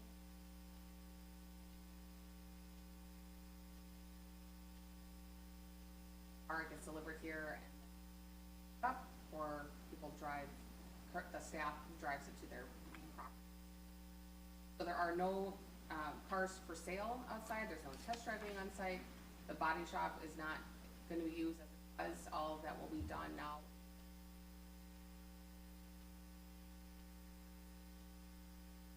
Light vehicle work.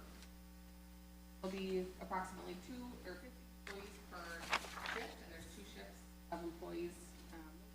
Lighting that was what was previously proposed as part of the CU.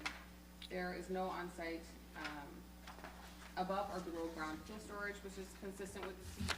So the only modification as part of that plan of operation within the CU is the request to modify the hours of operation from 7 a.m. to 9 p.m. with nothing being done on Sundays with it. Excuse me, on Sundays. So that is something for your consideration, type of use.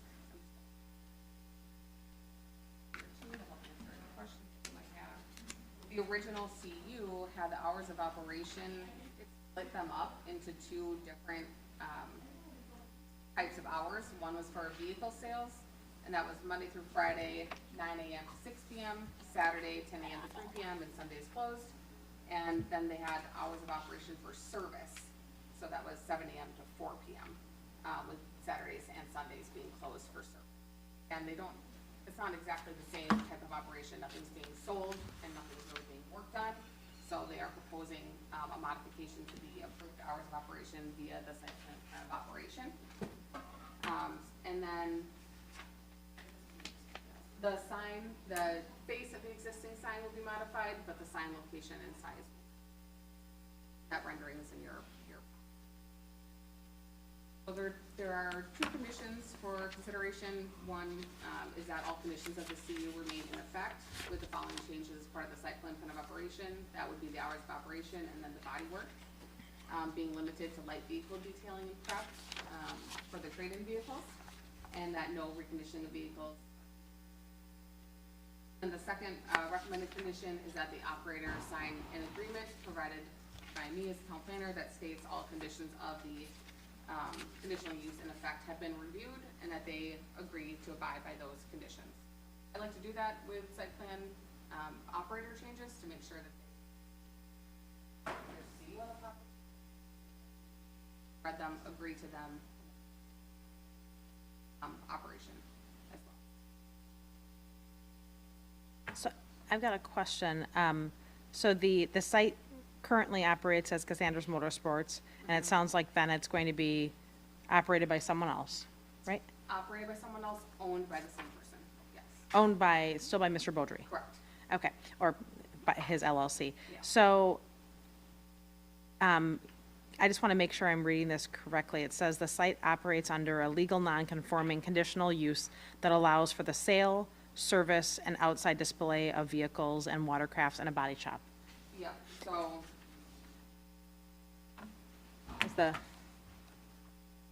Is the CU in here? no, it's not. Okay. I can pull it up. It's on an the old screen. CU, it dates back very long time. Yeah, and when they started talking with Tim and that this would fall under the CU.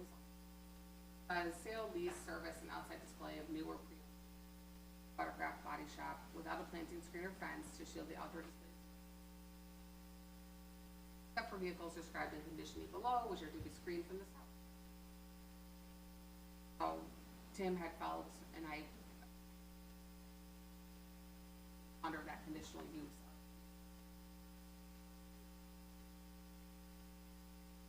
I guess the only piece of this that I just don't know if this is the right mechanism. I'm not, because it says that we were allowed the sale, service, and outside display in a body shop. And then below it says no vehicles are available for sale. Then no vehicles are displayed, no on-site service, and no body shop. So the conditional use was provided for 4 things, and none of them are going to be done under the new use. That Tim's interpretation.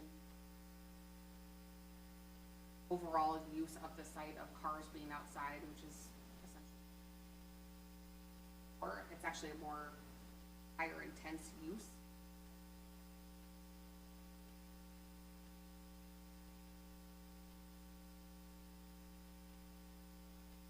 Felt that just with the change. Okay. Well, I think it says there's 15 employees per shift. I think that's a higher cadence than there was when it was Cassandra's. Because it says 2 shifts of approximately 15 employees per shift. Sure. That's a higher cadence than what we had before. I'm just reading what we approved, which was a conditional use for sale, service, outside display, and body shop. And then your report says that there'll be no vehicles available for sale. They've already been sold, right? I understand. So, Let me just finish. And then no vehicles displayed, no service, and no body shop. So we had a conditional use for 4 things, and none of them are going to continue under the new use of it. That was what my concern was when I read this, was that it's directly contradictory to what the conditional use was. And again, not that we wouldn't grant a conditional use for the new thing, I just don't know that this is the right approach on how to handle it.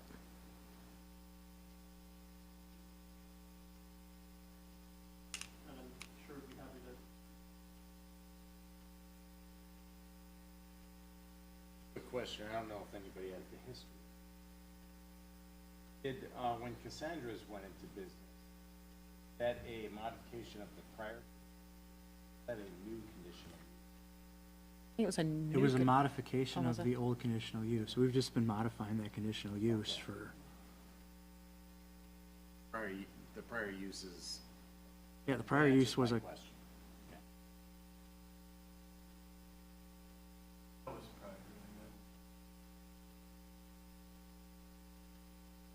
And I know Mr. Beaudry did a great job cleaning up. I mean, it was not in a good space, and he's done a great job cleaning up. I legally, that's where I'm pausing, is just it sounds, well, I think ultimately that's up to the discretion of the plan commission to determine whether or not we feel that the CU can be modified. I'm comfortable with the previous planner and the current planner's interpretation of the CU being modified, and I'm comfortable with the general use of it being, car sales and outside storage of cars being sold. So I don't believe that a new conditional use is necessarily pertinent for this use that's being proposed. I think it's a good use of the current building, and I mean, my only question or concern is, are the tow trucks going to be stored outside in the lot, or are they going to be behind the fence, or I just want to make sure that everything is, maintained orderly and it stays, looking in, a good order. So, So, if they're gonna be stored on the south property line okay. here, which is, I think, where it states it needs to be.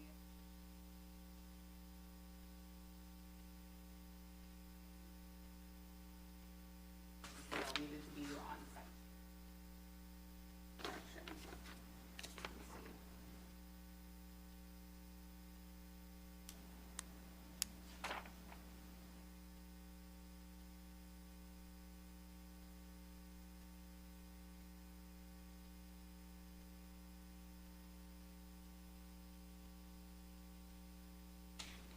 Oh, it says outside display of vehicles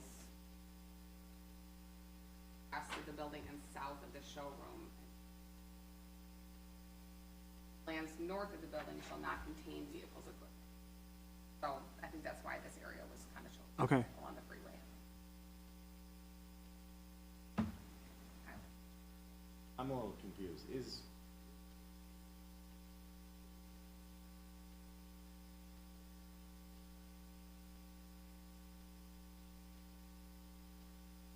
Also, the term fulfillment hub is highlighted, but at the bottom, there's also reference to the nearest facilities conducting retail deliveries and pickup. About vending machines area in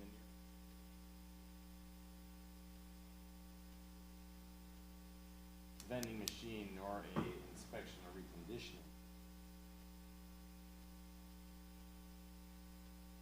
Looking for a little bit more clarification. Yes, thank you, and good evening, Madam Chair, rest of the board. Thank you for having me this evening. Garrett John Alanis here, Real Estate Development Manager with Carvana out of Phoenix, Arizona. Thank you for the question. The inclusion of those two additional operational facets was just to kind of paint the picture as to the differing real estate assets we maintain in our network. Mention of the inspection and reconditioning facility there down, the nearest one in Chicago University Park. Those are purposed for basically the long-term storage and the reconditioning, the actual service that takes place of our vehicle inventory across the country, whereby, mention of the vending machine, for example, is a fulfillment location for picking up or opting for a delivery, basically, of a vehicle purchased wholly online. So just qualifying some distinctions between why this would not necessarily need to see service, why this necessarily wouldn't need to see a, quote, storage time.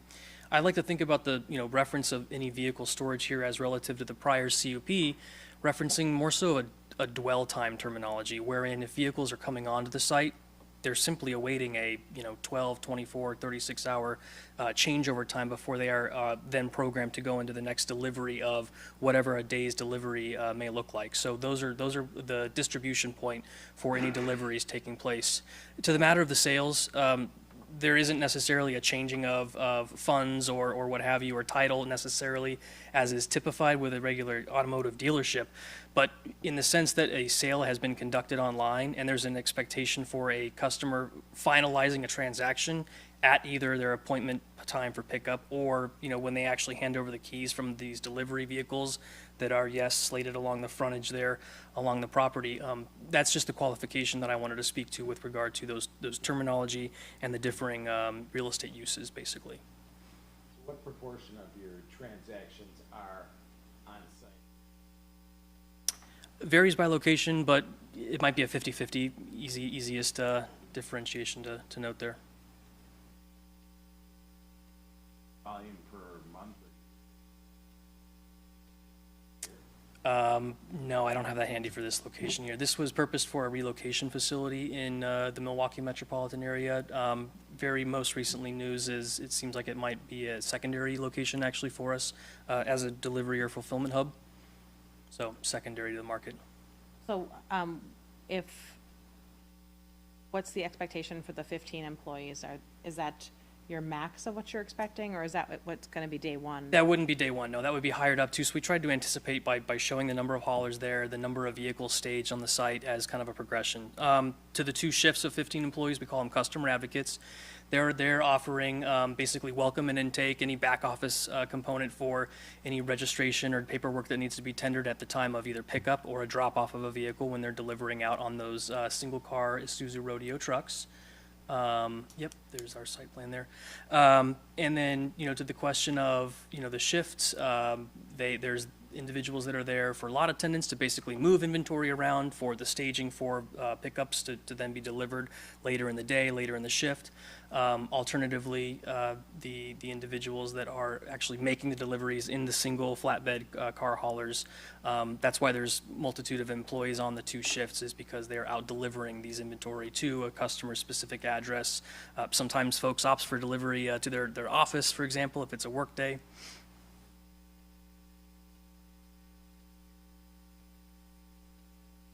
So people won't be actually dropping vehicles off at this location. They'll be scheduling it online to be picked up by a car hauler or something at somebody's home, residential home or office. Yes, we do speak to the STC, we call it, it's just a trade-in program basically with Carvana. You're able to enter in your VIN or license plate number, have a offer rendered to you basically, and if a customer opts for a physical, drop point for it, they have this facility here to be able to do that. And those trade-ins have, again, low dwell time, and they are situated back to the nearest inspection center in University Park, Illinois. With the Cottrell Stinger 9-car haulers, are they staying overnight on the site? I mean, what's the... The Stingers do not dwell here, no. The only larger than a regular passenger automobile that would be here would be for the single car haulers. Those Stingers, those reside at our inspection centers, again, the nearest one being in Chicago at University Park. Those are the backbone of our operation. We can move 9 vehicles in a singular movement with each of those. They're important to the network, but they do not live at these fulfillment locations.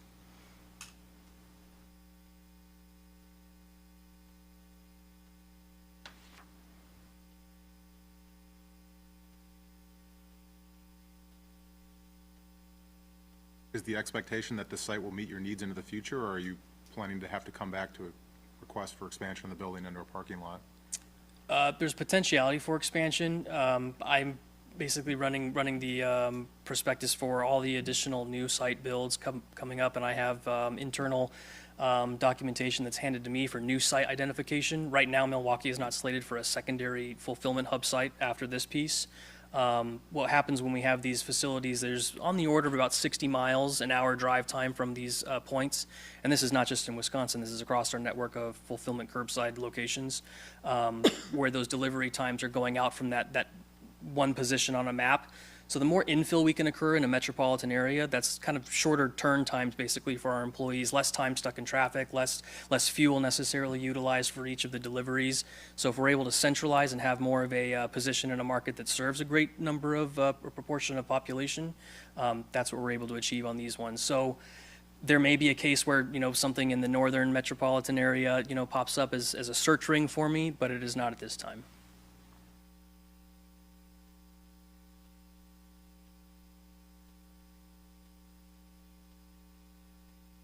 Any other questions for the gentleman? Thank you. Thank you all.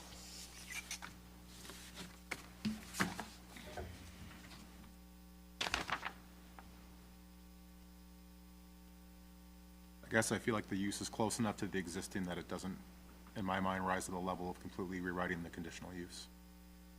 No, and I felt better after he said, it's facilitating the sale.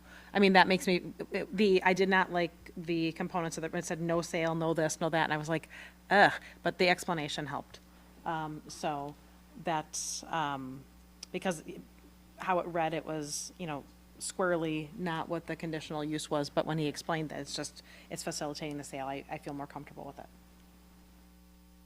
I'll make a motion that we approve the site plan of operation amendment as requested at N47W28229 Lindale Road, subject to the following conditions. All conditions of the CU order, recorded document number 4652257 shall remain in effect with the following changes as part of the site plan of operation.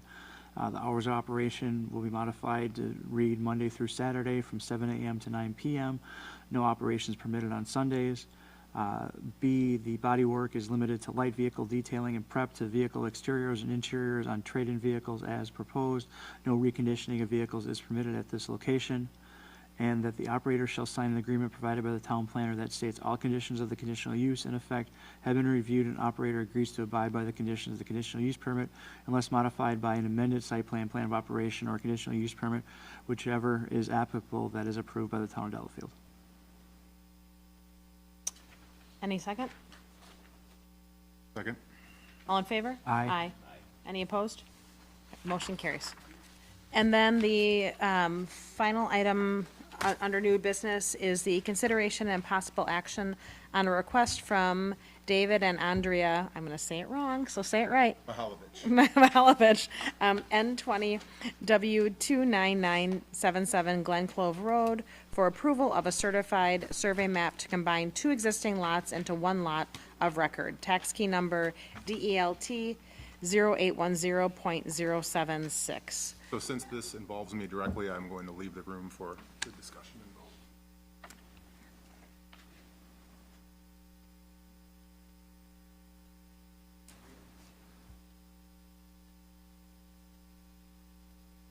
Okay, Ms. Lato, now that he's left the room, if you could provide your report, please. So this property is located on the south of Glen Clove Road. It is entirely within the county shoreline protection ordinance jurisdiction. The property owner owns 1 tax parcel that is comprised of 2 substandard legal lots of record that were platted in 1936.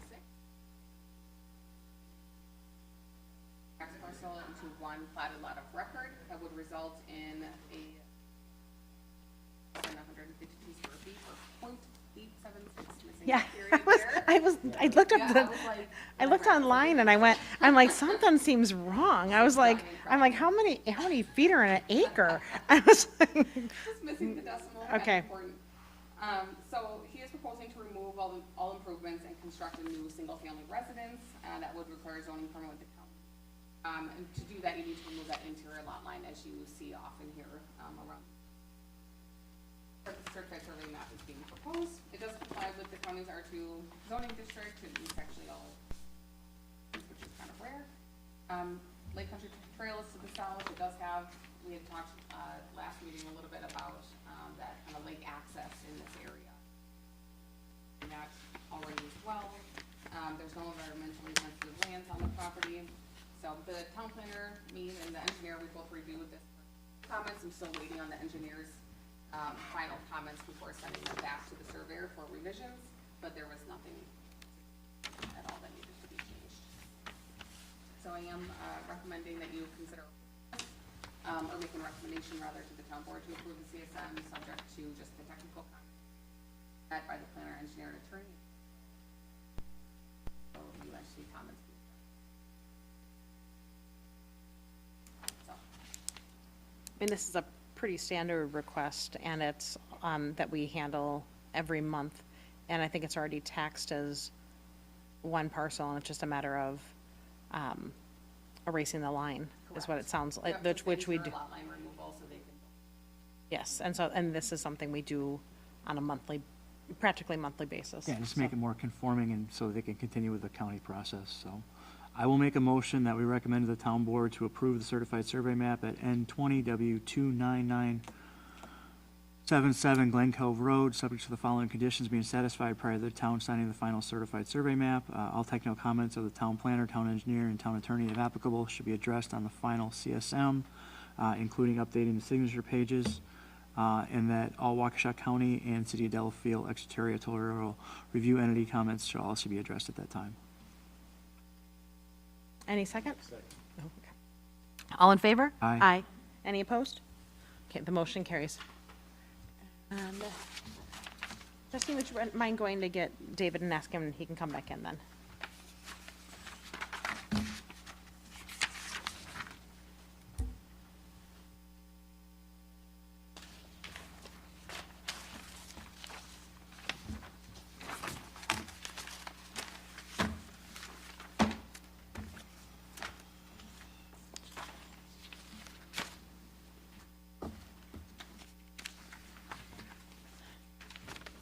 All right, we're back at full strength. And so any further items for discussion?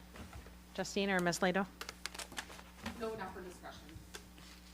And the next meeting is September 2nd, 2025 at 6:30, or 6:30, at 6:30 PM, yes. Okay. I don't know, if this is better in discussion.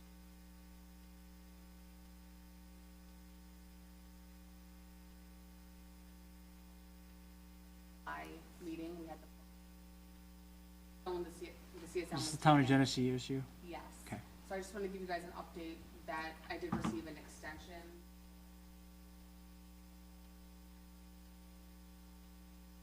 Engineer and I, for the project, had agreed that maybe an October meeting might be best. We have not, Michelle and I have not been able to get a hold of, the Genesee administrator to set a meeting with them to kind of talk about.